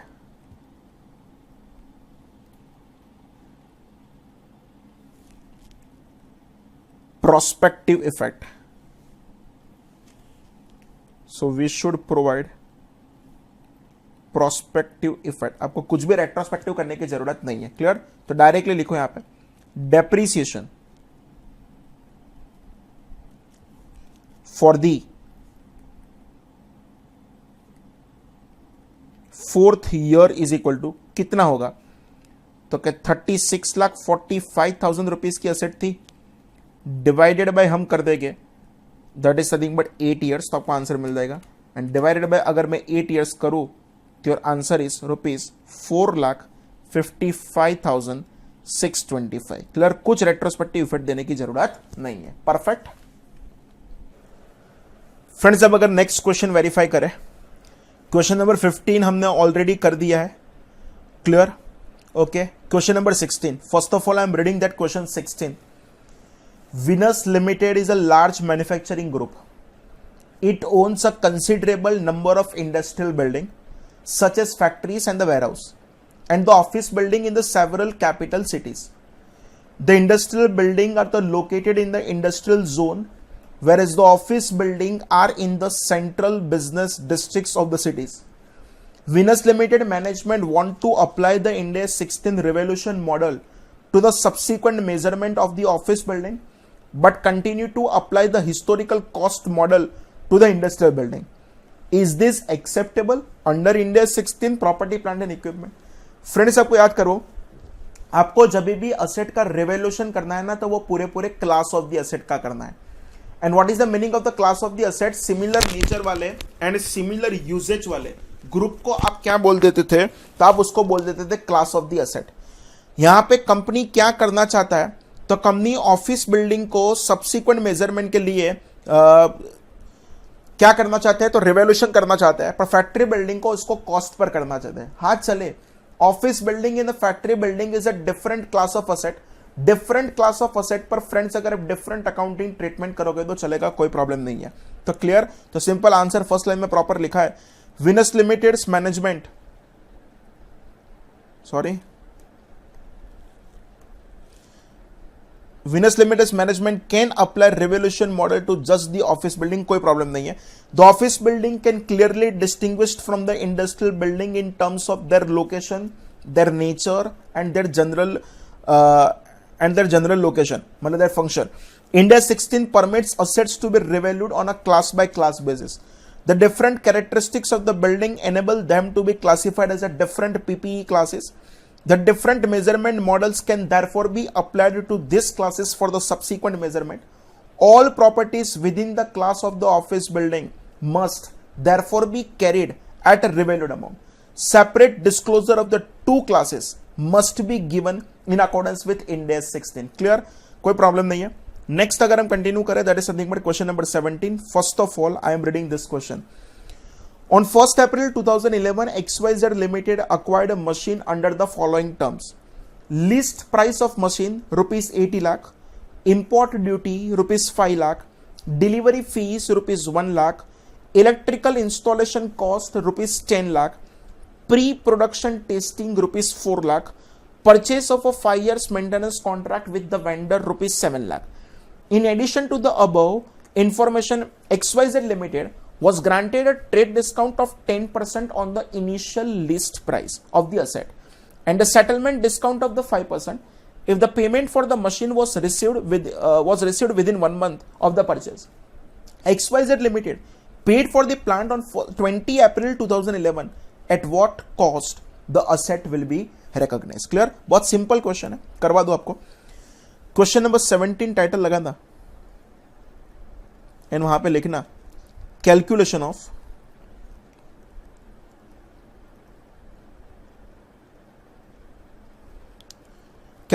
of cost of property plant and equipment. Friends, question में दो अच्छे पॉइंट।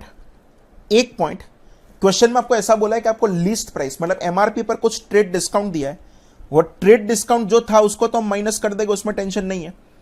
पेमेंट अगर विद इन 1 मंथ कर दोगे तो आपको कैश डिस्काउंट भी मिलेगा। आपने पेमेंट विद इन 1 मंथ कर भी दिया है, पर तो भी हम कैश डिस्काउंट कभी भी असेट की कॉस्ट में से माइनस करते नहीं थे। तो टाइटल लगा दो यहां पे, particulars and amount rupees. Clear? चलो सबसे पहले हम कंसीडर करेंगे that is nothing but purchase price. Check कर लो फ्रेंड्स, परचेस प्राइस कितने का था? 80 लाख, पर सामने आपको 10% का ट्रेड डिस्काउंट मिला था, तो उसमें से 8 लाख रुपए माइनस कर देंगे। तो 80 लाख माइनस अगर मैं यहां पे 8 लाख चेक करूं तो कहने से फ्रेंड्स यहाँ पे परचेस प्राइस में हम कितना कंसीडर करेंगे, 72 लाख कंसीडर करेंगे। परचेस प्राइस के बाद आपको क्वेश्चन में दिया था import duty. Import duty always आपका वो नॉन रिफंडेबल होता है, तो उसको ऐड करना पड़ेगा। तो प्लस कर रहा हूं मैं इंपोर्ट ड्यूटी का 5 लाख रुपीस,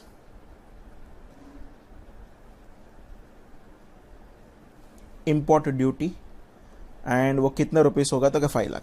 इंपोर्ट ड्यूटी के बाद आपको क्वेश्चन में कौन सा दिया था, तीसरा, तो थर्ड आपको दिया है that is something but delivery fees. Delivery fees भी फ्रेंड्स आपका 1 लाख रुपए ऐड हो जाएगा, तो प्लस कर रहे हैं डिलीवरी फीस, एंड वो कितने रुपए हो जाएगा, तो कि 1 लाख रुपए। नेक्स्ट अगर चेक करो डिलीवरी फीस के बाद आपको बोला इलेक्ट्रिक इंस्टॉलेशन कॉस्ट आपका 10 लाख रुपीस बोला है, तो इलेक्ट्रिक इंस्टॉलेशन कॉस्ट जो 10 लाख है वो भी आपको क्या करना पड़ेगा, ऐड करना पड़ेगा, plus electric installation cost, and वो आपको कितना बोला है, that is nothing but 10 lakh. Next electric installation cost के बाद आपको बोला है प्री प्रोडक्शन टेस्टिंग 4 लाख रुपए का, वो भी आपका असेट की कॉस्ट में ऐड होगा, प्लस में कर रहा हूं प्री प्रोडक्शन टेस्टिंग, एंड वो प्री प्रोडक्शन टेस्टिंग का कितने रुपए था, 4 लाख रुपए, तो वो भी आपको यहां पे ऐड करना पड़ेगा। नेक्स्ट अगर चेक करो तो आपको बोला है purchase of a 5 years maintenance contract with the vendor. Friends वो मेंटेनेंस कॉन्ट्रैक्ट आपको यहां पे लेने की जरूरत नहीं है, क्योंकि उसको असेट के एक्विजिशन के साथ कोई लेना देना नहीं है। तो अगर मैं यहां पे चेक करूं तो मेरे लिए cost of property plant and equipment कितना हो जाएगा, तो कैलसी लो 72 lakh plus 5 lakh plus 1 lakh plus 10 lakh plus 4 lakh, and आपका आंसर यहां पे हो जाएगा finally this is 92 lakh rupees. Clear. And वो 7 लाख रुपीस था ना, उसको 5 साल में, आज अगर आपने पेमेंट कर दिया है तो आप आज एंट्री करोगे prepaid expense account debit to bank account 7 lakh rupees, and every year आपको जो खर्चा रिकॉर्ड करना है ना वो जस्ट कितने रुपीस करना है, 1,40,000। उसके लिए उसके नीचे एक लाइन लिखा है, मैं पढ़ रहा हूं, maintenance contract is a separate contract to get services. The maintenance contract cost of rupees 7 lakh should be taken as a prepaid expense and charged to the profit or loss over a period of 5 years. In addition, the settlement discount received, that is 72 lakh का 5%, is to be shown as the other income in the profit or loss. उसको आपको asset की cost में से minus करने की जरूरत नहीं है। Perfect. चलो, let us start question number 18. First of all, I am reading question 18. X Limited incurred construction. X Limited started construction on a building for its own use on 1st April 2010. The following costs are incurred: purchase price of land, stamp duty and legal fee, architect fee, site preparation, material, direct labor cost and general overhead. Other relevant information: material costing rupees 1 lakh had been spoiled and therefore wasted, and further rupees 1,50,000 was spent on account of faulty design work. मतलब friends पता चले लाख रुपए plus 1.5 lakh रुपए, total 2.5 lakh रुपए का material आपका एक wastage है, वो आपका एक एबनॉर्मल यूज हुआ है। As a result of this problem, work on the building was stopped for 2 weeks during November 2010, and it's estimated that rupees 22,000 of the labour cost relate to that period. मतलब labour के खर्चे में से 22,000 का labour का expense है, वो भी कैसा हुआ है, तो क्या एबनॉर्मल है। The building was completed on January 1, 2011 and brought into use on April 1, 2011. X Limited had taken a loan of rupees 40 lakh on April 1, 2010 for construction of a building. मैं अभी भी बोल रहा हूं, under Ind AS qualifying asset के लिए कोई 12 महीने की बातें नहीं है। तो फॉर एकेडमिक पर्पस आपको वो लोग क्वेश्चन में क्लैरिफाई करेंगे, वहां पे स्पेसिफिकली लिखा है which meets the definition of qualifying asset as per Ind AS 23. The loan carried an interest rate of 8% per annum and is repayable on April 1, 2012. हम इंटरेस्ट ऐड करेंगे जस्ट कहां तक का, रेडी टू यूज तक का, मतलब 1 जनवरी तक का। Calculate the cost of building that will be included in the tangible non current asset as an addition. अच्छा क्वेश्चन है, करवा रहा हूं मैं आपको। क्वेश्चन नंबर 18 है, टाइटल लगा दो क्वेश्चन 18, एंड उसमें लिखना कैलकुलेशन ऑफ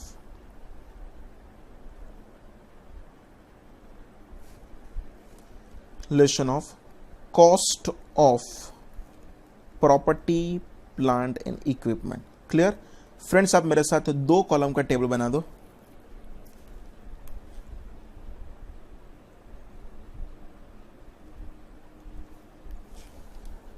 एंड वहां पे लिखना पर्टिकुलर्स एंड यहां पे लिखना that is nothing but amount rupees. Clear? अच्छा चलो, सबसे पहले परचेस प्राइस ऑफ लैंड हम 30 लाख रुपीज क्या कर देंगे, ऐड कर देंगे। तो यहां पे मैं लिख रहा हूं purchase price of land and वो 30 लाख रुपीज हमारा ऐड हो जाएगा। परचेस प्राइस के बाद कहने से आपने बिल्डिंग बनाने के लिए बहुत सारे अलग अलग एक्सपेंस किए। सेकंड एक्सपेंस कौन सा है, stamp duty and the legal fees 2 lakh रुपए, वो भी क्या हो जाएगा, ऐड हो जाएगा। तो प्लस कर रहा हूं मैं, stamp duty and legal fees वो कितने रुपए है, तो क्या 2 लाख रुपए, तो उसको हम ऐड कर रहे हैं। Stamp duty and legal fees के बाद आपको बोला आर्किटेक्ट फीस 2 लाख रुपए, वो भी आपका ऐड हो जाएगा। प्लस मैं कर रहा हूं आर्किटेक्ट फीस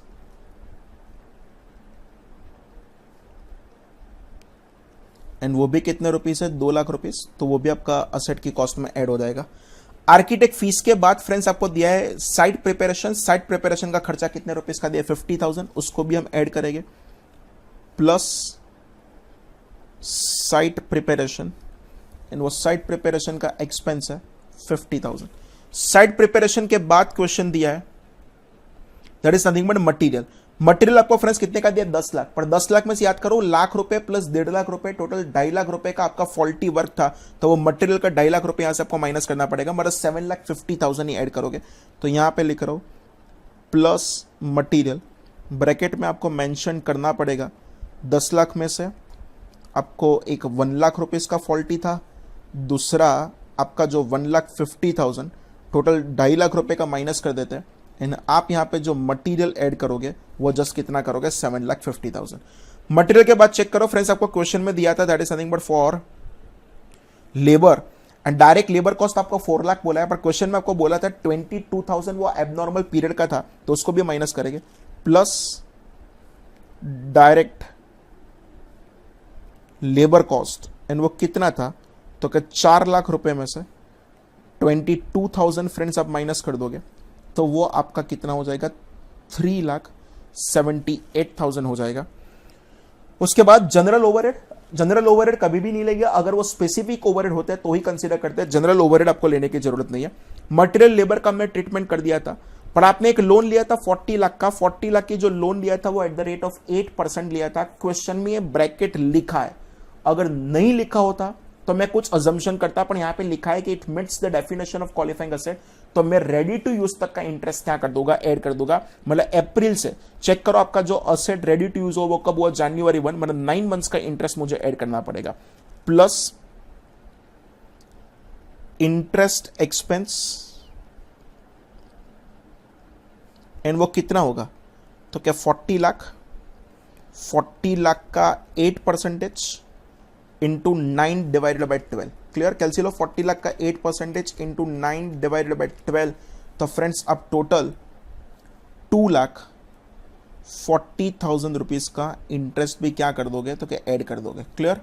फाइनली अगर हम चेक कर दें cost of property plant and equipment हमारे लिए कितना होगा, कैलसी लो, 30 lakh plus 2 lakh plus 2 lakh plus 50,000 plus 7,50,000 plus 3,78,000 plus 2,40,000, तो फ्रेंड्स यहां पे आपका आंसर आएगा 48,18,000। क्लियर? 48,18,000 हमारी बैलेंस शीट में असेट आपको दिखना चाहिए। परफेक्ट। मैं अंदर ऊपर जो थियरी दिया है आंसर में वो पढ़ रहा हूं। Only those cost which are directly attributable to bringing the asset into working condition for its intended use should be included. Administration and the general cost cannot be included. Abnormal cost also should be excluded. The cost of spoiled material and the faulty designs are the abnormal cost, जो हमने minus किया था. The labor cost incurred during the stoppage is an abnormal cost and should not be included. Interest on loan should be capitalized for the period April 1, 2010 and capitalization of interest loan must cease when the asset is ready to use, that is 1st January 2011. Clear? अच्छा question था friends. Next अगर हम start करें question number 19, X limited has a machine which got damaged due to fire as on 31st January 2011. The carrying amount of the machine was rupees 1 lakh on that date. X Limited sold the damaged asset as a scrap for rupees 10,000. X Limited has insured the same asset against damage. As on 31st March 2011, the compensation process was still in progress, but the insurance company has confirmed that the claim compensation of 50,000 is receivable from the insurance company. How X Limited will account for the above transaction. Lakh रुपए का asset था, उसमें कुछ damage हुआ, 10,000 का scrap मिला. वो scrap जो बेचा होगा उसकी कैरिंग अमाउंट वो 10,000 से माइनस हो गया होगा. उस टाइम आपने 90,000 का लॉस दिखाया होगा. 90,000 के लॉस के सामने जब 50,000 का क्लेम मिले, वो 50,000 के क्लेम को अब क्या कंसीडर कर लो, एक सेपरेट इनकम कंसीडर कर लो. क्लियर? तो आंसर मैं पढ़ रहा हूं. Impairment of losses of item of property, plant and equipment and the related claim for or payment of compensation from the third parties, underline कर देना, are separate economic events and should be accounted for separately. X Limited should account for the above transaction as given below. At the time of sale of scrap machine, X Limited should write off the carrying amount of the asset from the books of account and provide a loss of rupees 90,000. That is carrying amount of rupees 1 lakh minus realized amount of rupees 10,000. As on 31st March 2011, X Limited should recognize the income of rupees 50,000 against the compensation receivable in its profit or loss. Clear? Okay. Next अगर start करें, that is something but question number 20. The term of an operating lease allows a tenant XYZ Limited to tailor the property to meet its specific needs by building an additional internal wall, but on condition that tenant returns the property at the end of the lease in the original state. This will entail the dismantling the internal wall. XYZ Limited incurs a cost of rupees 25 lakh on building the wall, and the present value of the estimated cost to dismantle the wall is rupees 10 lakh. At what value should the leasehold improvements be capitalized in the books of XYZ Limited? पहले तो बहुत लोगों को doubt ही वहां पे, ये तो operating lease है. पहले तो मैं बोल दूं, इंड AS 116 में ऑपरेटिंग एंड फाइनेंस लीज का कुछ बाइफर्केशन ही नहीं है in the books of lessee. It may be a finance और it may be a operating. Lessee की बुक में तो वो असेट रिकॉर्ड होने ही वाला है, वो तो क्वेश्चन है ही नहीं. 25 लाख का एक वॉल मैंने बनाया, पर वॉल को जब मैं असेट वापस दूं तब उसको डिसमेंटल करना पड़ेगा. वो डिसमेंटल का करने का खर्चा 10 लाख रुपए होने वाला है. वो 10 लाख रुपीस आपको प्रेजेंट वैल्यू ही बोला है. आपको याद करवा दूं, हम कोई भी present value of dismantling cost होता है ना, उसको भी हम कॉस्ट ऑफ असेट में कंसीडर करते हैं. तो इन दिस केस मेरा असेट का बैलेंस जो होगा वो 25 लाख का होगा कि 35 का, तो क्या 35 का. सिंपल क्वेश्चन था, मैं आंसर पढ़ रहा हूं. The leasehold improvement is not only the cost of building the wall, but also the cost of restoring the property at the end of the lease. As such, both costs, that is rupees 35 lakh, are capitalized when the internal wall is built and will be recognized in the profit or loss over the useful life of the asset, generally the lease term, as a part of the depreciation charge. Simple था. Clear? चलो question number 21 check करें. XYZ Limited purchased an asset on 1st January 2010 for rupees 1 lakh, and the asset had an estimated useful life of 10 years and a residual value nil. Company has charged a depreciation using the straight line method at rupees 10,000 per annum. On 1st January 2014, मतलब 4 साल के बाद, management of XYZ Limited reviews the estimated life and decides that asset will probably useful for further 4 years and therefore the total life is revised to 8 years. How should the asset is accounted for remaining years? बहुत simple question है. Question number 21 अगर मैं discuss करूं तो सबसे पहले ये decide कर लो कि कैरिंग अमाउंट कितना बचा था. तो carrying amount at the end of 4th year कितना बचा था. तो फ्रेंड्स, लाख रुपए की असेट थी. आप एवरी ईयर 10-10 हजार रुपए का डेप्री प्रोवाइड करते थे. 4 साल तक कर दिया तो 40,000 का डेप्री हो गया. तो यहां पे आपके पास एक्चुअली जो कैरिंग अमाउंट होना चाहिए ना, वो कितने का होना चाहिए? 60,000. ओरिजिनल एस्टिमेट के हिसाब से हमारा लाइफ अभी भी 6 साल बाकी है. बट अब हमारा चेंज इन अकाउंटिंग एस्टिमेट हुआ एंड अब हम आपको लग रहा है कि असेट और 4 साल ही चलेगा, तो सिंपल बोलो change in accounting estimate prospective effect होगा। तो सिंपल अगर मैं बोलूं depreciation from 5th year onwards कितना होगा, तो क्या 60,000 डिवाइडेड बाय 4 ईयर्स, तो सिंपल यहां पे आपका डेप्रीसिएशन कितना होने वाला है, 15,000 रुपए का डेप्री हो जाएगा। क्लियर। तो अगर हम 21 का आंसर पढ़े तो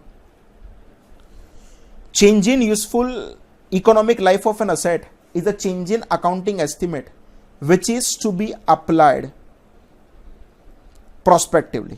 That is, the depreciation charge will need to be recalculated on 1st January 2014 when the asset's net book value is 60,000.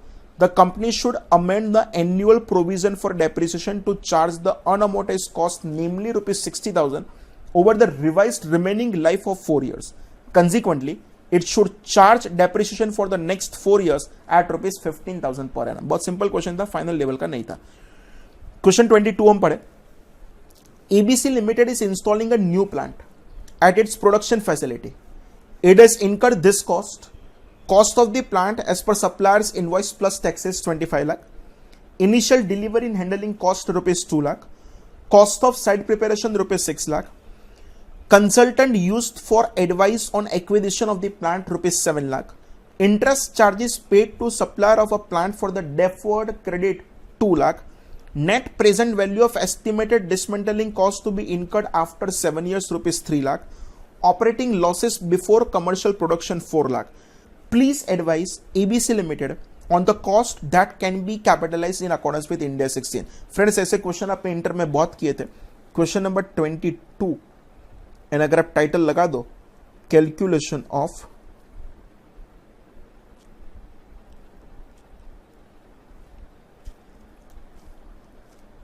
cost of property plant and equipment. Clear. Simply आप 2 कॉलम का table बना दो, particulars and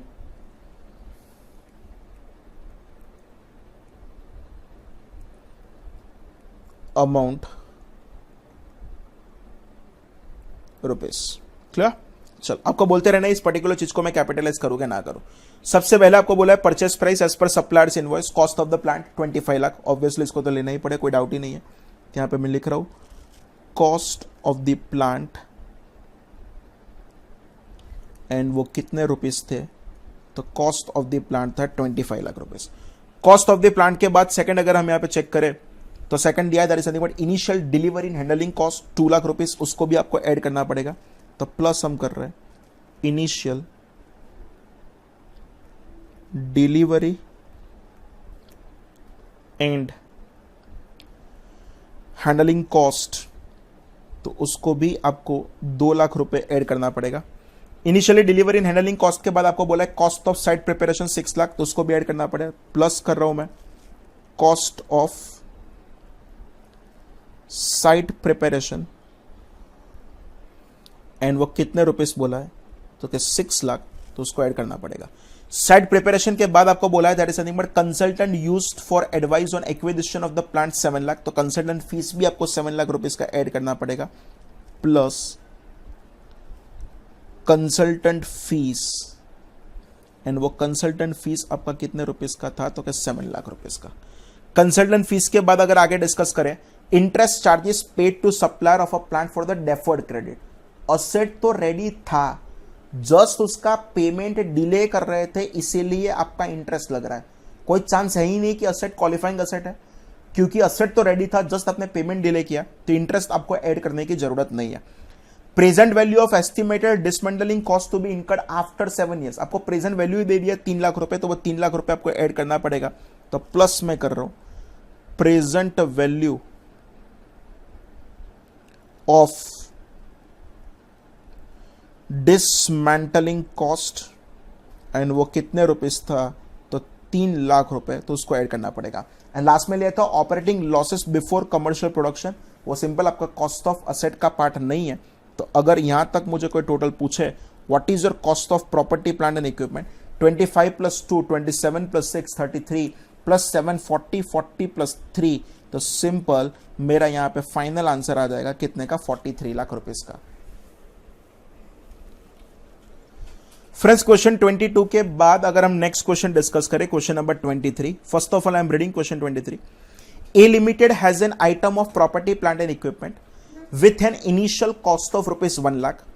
At the date of the revaluation, accumulated depreciation amounted to rupees 55,000. The fair value of the asset by reference to transaction in similar asset is assessed to be 65,000.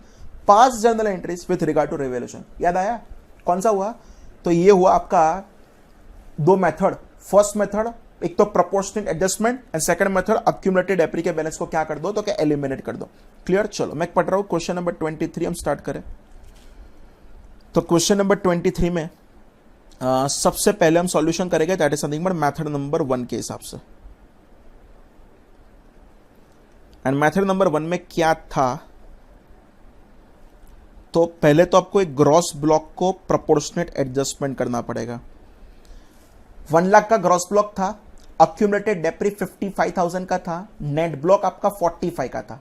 45 वाले को आपको 65 पर लेके जाना है ना, तो यहां पे प्रपोर्शन रख रहा हूं कि अगर भाई 45,000 वाले ब्लॉक को अगर आपको 65,000 पर लेके जाना है तो आपका जो ग्रॉस ब्लॉक 1 लाख रुपए था वो 1 लाख रुपए को कहां तक लेके जाओगे? कैलसी लो 1 लाख इंटू 65,000 डिवाइडेड बाय अगर आप करोगे 45,000 तो फ्रेंड्स आपका आंसर आएगा 1,44,444 का आपका आंसर आएगा। क्लियर? ग्रॉस ब्लॉक के बाद कहना इसे मैं सेम एडजस्टमेंट करूंगा किसका? तो अक्यूमुलेटेड डेप्रिसिएशन का, एंड उसको भी प्रोपोर्शनल एडजस्ट करेंगे सेम प्रोपोर्शन कि 45,000 वाले नेट ब्लॉक को अगर आपको 65,000 तक लेके जाना है तो आपका जो अक्यूमुलेटेड डेप्री जो 55,000 का क्वेश्चन में दिया है उसको कहां तक लेके जाना चाहिए? कैलकुलेट 55,000 इंटू 65,000 डिवाइडेड बाय अगर आप कर दोगे 45,000 तो आपको पता चल जाएगा आपका आंसर होगा 79,444। मतलब कहने से आपको जो चाहिए था वो मिल गया। नेट ब्लॉक कितना चाहिए था? 65,000 चाहिए था, वो मिल गया। क्लियर? ग्रॉस ब्लॉक 1 लाख का था, उसको 144,444 पर लेके जाना है, मतलब मुझे असेट का बैलेंस बढ़ाना है। तो अगर मैं जर्नल एंट्री करूं तो property plant and equipment account debit कितने से हो जाएगा? 44,444 से। अक्यूमुलेटेड डेप्री का बैलेंस आपका 55,000 था, उसको 79,444 पर लेके जाना है, तो उसको भी बढ़ाना है। तो 2 अक्यूमुलेटेड डेप्रीसिएशन, एंड वो अक्यूमुलेटेड डेप्रीसिएशन कितने से बढ़ेगा? तो क्या 24,444 से बढ़ेगा। एंड मेरी जर्नल एंट्री में जो भी डिफरेंस आया उसको आप क्रेडिट कर दोगे टू रिवैल्यूएशन रिजर्व, ब्रैकेट में लिख रहा हूं OCI, एंड OCI में कितना चला जाएगा? तो क्या 20,000 चला जाएगा। Clear? Method number 1 clear cut है। अब हम स्टार्ट करें that is nothing but method number 2। Friends you know very well कि मेथड नंबर 2 का नाम क्या था? तो क्या अक्यूमुलेटेड डेप्रिसिएशन के बैलेंस को एलिमिनेट कर दो। अब समझो मेरा हुआ क्या। अगर एलिमिनेट करूं तो कहने से हमारे पास जो ग्रॉस ब्लॉक था वो ग्रॉस ब्लॉक तो 1 लाख का 1 लाख रहेगा। उन्होंने बोला कि अक्यूमुलेटेड डेप्रिसिएशन को आप एलिमिनेट कर दो, मतलब जीरो कर दो। मैंने कर दिया तो सिंपल, तो मेरा नेट ब्लॉक कितना हो जाएगा? नेट ब्लॉक कहने से 1 लाख हो जाएगा। पर समझो मुझे 1 लाख नहीं चाहिए, मुझे तो जस्ट कितना चाहिए? तो 65,000 ही चाहिए ना। तो समझो जर्नल एंट्री कैसे होगा? अक्यूमुलेटेड डेप्रिसिएशन का बैलेंस क्रेडिट होता है ना, तो उसको क्लोज करने के लिए क्या करना पड़ेगा? डेबिट करना पड़ेगा। तो मैं कर दूं अक्यूमुलेटेड डेप्रिसिएशन अकाउंट डेबिट कितने से? तो क्या 55,000 फ्रेंड्स मैंने डेबिट कर दिया। जिस मोमेंट पे अक्यूमुलेटेड डेप्री को हटाया मेरा असेट का बैलेंस हो गया था लाख रुपए। लाख चाहिए कि 65 चाहिए? 65। तो कहने से मुझे 35,000 से असेट का बैलेंस कम करना पड़ेगा। तो 2 PPE अकाउंट 1 लाख माइनस 65,000, तो कितने से मैं कम करूंगा? 35,000 से कम करूंगा। रिवैल्यूएशन रिजर्व में तो सेम अमाउंट जाने वाला है 20,000। तो यहाँ पे लिख रहा हूँ रिवोल्यूशन रिजर्व जो OCA में जाएगा कितने रुपीस का, 20,000। सुनो, अगर कोई जर्नल एंट्री देखे ना तो उसको ऐसा लग रहा है कि मैंने असेट का डाउनवर्ड रिवोल्यूशन किया है। फ्रेंड्स, ये असेट का डाउनवर्ड रिवोल्यूशन नहीं है, असेट का अपवर्ड रिवोल्यूशन ही है। मैंने कोई डाउनवर्ड नहीं किया है, जस्ट आपको जर्नल एंट्री देख के ऐसा लग रहा है। रीजन, क्योंकि इन दिस क्वेश्चन आपका असेट की जो रिकवरेबल अमाउंट थी ना वो कैरिंग अमाउंट से ज्यादा था पर वो कॉस्ट से कम था, इसीलिए सब कुछ आपको प्रॉब्लम लग रहा है। क्लियर? क्वेश्चन 24 एंड 25 हम अभी नहीं कर सकते। क्लियर? यस, पर क्वेश्चन नंबर 26 कर सकते हैं। मैं पढ़ रहा हूं। A Limited purchased some property, plant and equipment on 1st April 2011 and estimated their useful lives for the purpose of financial statement prepared on the basis of Ind AS. Following were the original cost and the useful life of the various components of property, plant and equipment are assessed on 1st April 2011. Building, plant and machinery, furniture and fixture 15 साल, 10 साल and 7 साल. A Limited uses the straight line method of the depreciation on 1st April 2014. The entity reviewed the following useful life of the property, plant and equipment through an external valuation report and वो थोड़ा change हुआ है. There were no salvage values for the three components of the property, plant and equipment either initially or at the time the useful life was revised. Compute the impact of revaluation of useful life on the statement of profit and loss for the year ending 31st March 2014. Friends, बहुत simple है। Again ये आपका change in accounting estimate वाला question हुआ। Clear? चलो question number 26 हम start करें। एक एक असेट को पकड़ते हैं।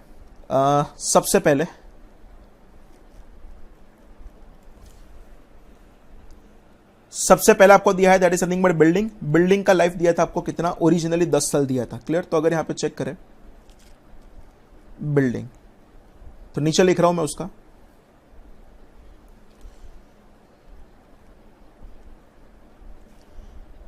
Carrying amount as on 31st March 14 कितना होगा। तो समझो आपका 15 लाख रुपए का बिल्डिंग था। 15 लाख रुपए के बिल्डिंग में आपका 10 साल की लाइफ थी, तो सिंपल बोलो 1,50,000 होगा। एंड 3 साल का आपने 4.5 लाख रुपए का डेप्री प्रोवाइड कर दिया होगा। तो यहां पे आपके पास जो भी बिल्डिंग बचेगा ना वो कितने का बचेगा, तो 10,50,000 का बचेगा। एक मिनट, 1 अप्रैल 2011 से ये 31 मार्च 14 मतलब 3 साल है। परफेक्ट है। क्लियर? 15 में से 3 गए मतलब एक्चुअली 12 बचने चाहिए।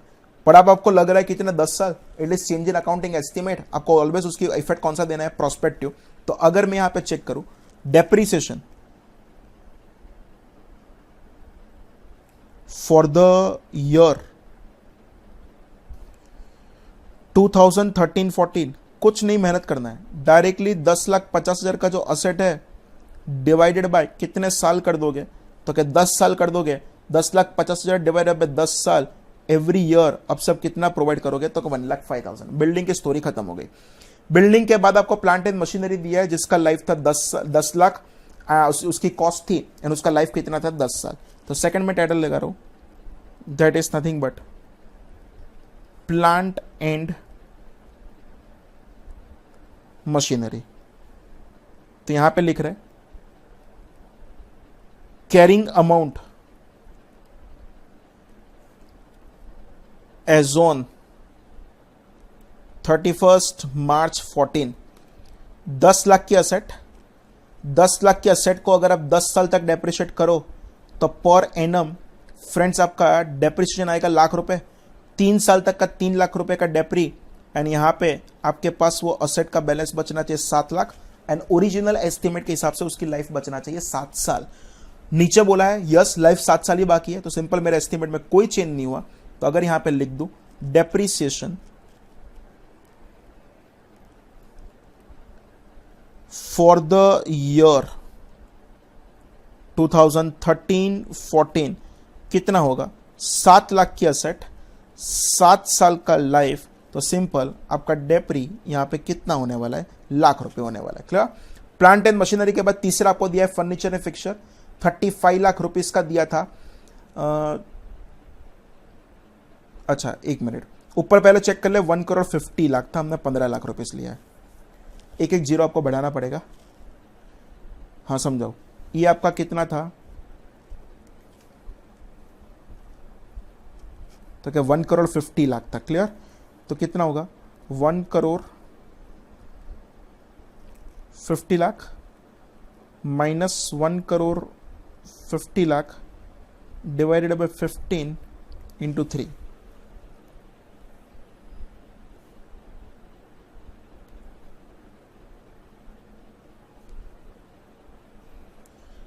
हाँ 1 करोड़ 50 लाख डिवाइडेड बाय 15 10 लाख। तो सिंपल यहां पे आपका ये बचेगा 1 करोड़ 20 लाख।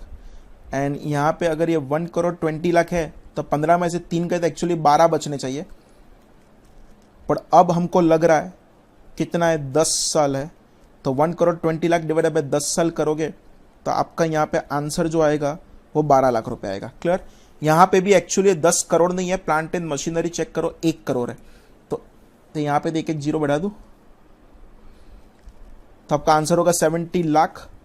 एंड डेप्रिसिएशन कैसे करोगे, तो 70 लाख की असेट यहाँ पे एस्टिमेट में कोई चेंज नहीं हुआ है, तो 70 लाख डिवाइडेड बाय 7 ईयर्स अगर करोगे तो यहाँ पे जो आंसर आएगा वो कितना आएगा, तो 10 लाख रुपए आएगा, क्लियर। प्लांट एंड मशीनरी के बाद तीसरा असेट आपको दिया furniture and fixture. Furniture and fixture आपको 35 लाख रुपीस दिया ना, जिसका लाइफ कितना है 7 साल। यहाँ पे टाइटल लगा दो furniture and fixture.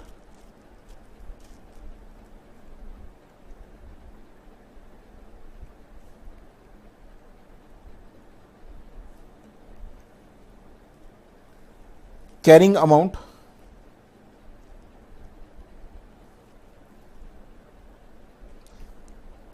As on 31 March 14 35 lakh rupees था। 35 लाख को अगर 7 साल में डेप्रिशिएट करो तो पर एनम 5 लाख आएगा, 3 साल तक 15 लाख होगा, और यहाँ पे आपके पास जो बैलेंस होगा वो कितने का होगा, तो 20 लाख का बैलेंस होगा। 7 में से 3 गए, मतलब एक्चुअली 4 साल बचना चाहिए, पर मेरा एस्टिमेट चेंज हो गया। अब मुझे लग रहा है कितना साल बाकी है, 5 साल। तो अगर मैं यहाँ पे चेक करूं डेप्रिसिएशन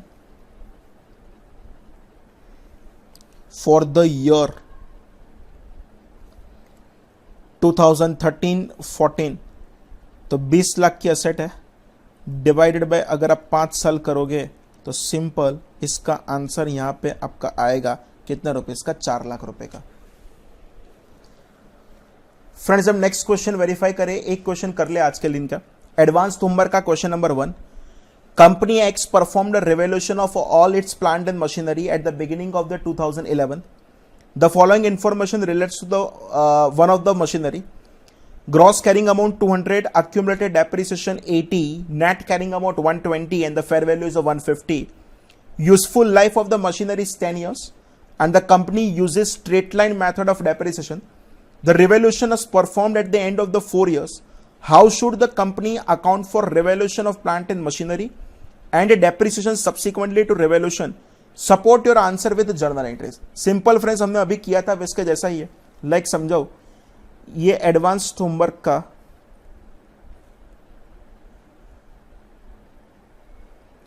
हम कौन सा क्वेश्चन कर रहे हैं, तो हम क्वेश्चन नंबर 1 कर रहे हैं। याद करो वो 2 मेथड था, सबसे पहले यहां पे डिस्कस करें तो मेथड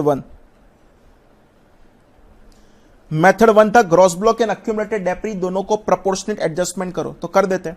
तो सिंपल यहां पे ये ग्रॉस ब्लॉक होगा, 200 में से 80 गया था, मतलब 120 का नेट ब्लॉक था। ये सब कुछ जो अमाउंट है ना वो अमाउंट इन 1000 है, अमाउंट रुपीज इन 1000, क्लियर, मतलब वो बबल ना हो। तो सिंपल आपको क्या प्रपोर्शन रखोगे कि 120 वाली चीज को अगर 150 पर लेके जाना है तो ग्रॉस ब्लॉक जो मेरा 200 था वो 200 को कहां तक लेके जाना पड़ेगा, कैलसी लो 200 इंटू 150 डिवाइडेड बाय 120, तो आपका आंसर यहां पे होगा 250। उसके बाद कहने से मैं यहां पे माइनस करूंगा अक्यूमुलेटेड डेप्रिसिएशन, उसके लिए भी सेम प्रपोर्शन कि 120 वाली चीज को अगर 150 पर लेके जाना है तो 80 का जो मेरा अक्यूमुलेटेड डेप्री उसको कहां तक लेके जाओ, 80 इंटू 150 डिवाइडेड बाय 120 करोगे तो फ्रेंड्स आपका आंसर आएगा 100। एंड हमारे वहां पे नेट ब्लॉक जो हमको चाहिए था वो 150 मिल जाएगा। ग्रॉस ब्लॉक 200 था, 200 से 250 करना था, तो उसका जर्नल एंट्री भी क्वेश्चन में पूछा है, तो एंट्री करोगे पीपीई अकाउंट डेबिट कितना, तो क्या 50। अच्छा, अक्यूमुलेटेड डेप्री आपका था कितना, 80 था ना, 80 वालों को 100 करना है, तो यहां पे मैं लिख रहा हूं 2 अक्यूमुलेटेड डेप्रीसिएशन। 80 वालों को अगर 100 करना है मतलब 20 से बढ़ाना है, तो 2 अक्यूमुलेटेड डेप्रीसिएशन कितना हो जाएगा 20, एंड बाकी का मैं क्रेडिट कर दूंगा 2 रिवैल्यूएशन रिजर्व, एंड वो रिवैल्यूएशन रिजर्व आपको प्रेजेंट कहां पे करना है, ओसीआई में, एंड वो कितना हो जाएगा 30। क्लियर, ये मेथड नंबर 1 मेरा क्लियर है। अब मैं डिस्कस कर रहा हूं that is nothing but method 2, and method 2 कौन सा था, तो कि अक्यूमुलेटेड डेप्री के बैलेंस को एलिमिनेट कर दो, एंड अगर एलिमिनेट करोगे तो हालत क्या होगी, ये आपका जो ग्रॉस ब्लॉक था ना, वो ग्रॉस ब्लॉक 200 का 200 था, मुझे उसमें अक्यूमुलेटेड डेप्री के बैलेंस को एलिमिनेट कर देना है, तो कहने से मेरा प्रॉब्लम वो है नेट ब्लॉक पे 200 हो जाएगा, पर मुझे 200 नहीं चाहिए, मुझे तो कितना चाहिए, तो मुझे तो 150 चाहिए ना। अच्छा, तो सिंपल एंट्री कर दो, अक्यूमुलेटेड डेप्रीसिएशन का बैलेंस क्रेडिट होता है, क्लोज करने के लिए क्या करना पड़ेगा, डेबिट करना पड़ेगा, तो अक्यूमुलेटेड डेप्रीसिएशन अकाउंट डेबिट 80। जिस मोमेंट पे डेप्री को हटाया तो मेरा असेट हो गया 200 का, पर 200 का नहीं चाहिए, 150 का चाहिए, तो असेट का बैलेंस मुझे कम करना पड़ेगा, तो 2 पीपीई अकाउंट कितना 200 माइनस 150 तक लाना है, तो 50, एंड बाकी का 30 रुपीज आप क्रेडिट कर दोगे कहां पे, रिवैल्यूएशन रिजर्व, एंड वो रिवैल्यूएशन रिजर्व कहां पे दिखाना है, ओसीआई। मैं अभी भी बोल रहा हूं, देख के ऐसा लग रहा है कि मैंने असेट का डाउनवर्ड किया, but actually it's not a downward, upward. Clear, finally यहां तक रखते हैं, नेक्स्ट लेक्चर में इंडिया 16 को खत्म भी कर देंगे। Next lecture will be the last lecture for India 16। Thank you friends, thank you very much. If you like this video, share it with your friends. Subscribe to our YouTube channel to watch more such videos and learn from our expert faculty members. Press the bell icon to get regular notifications whenever we upload a new video. Download NDI mobile app to get complete CA course online. We value your support. Thank you for watching.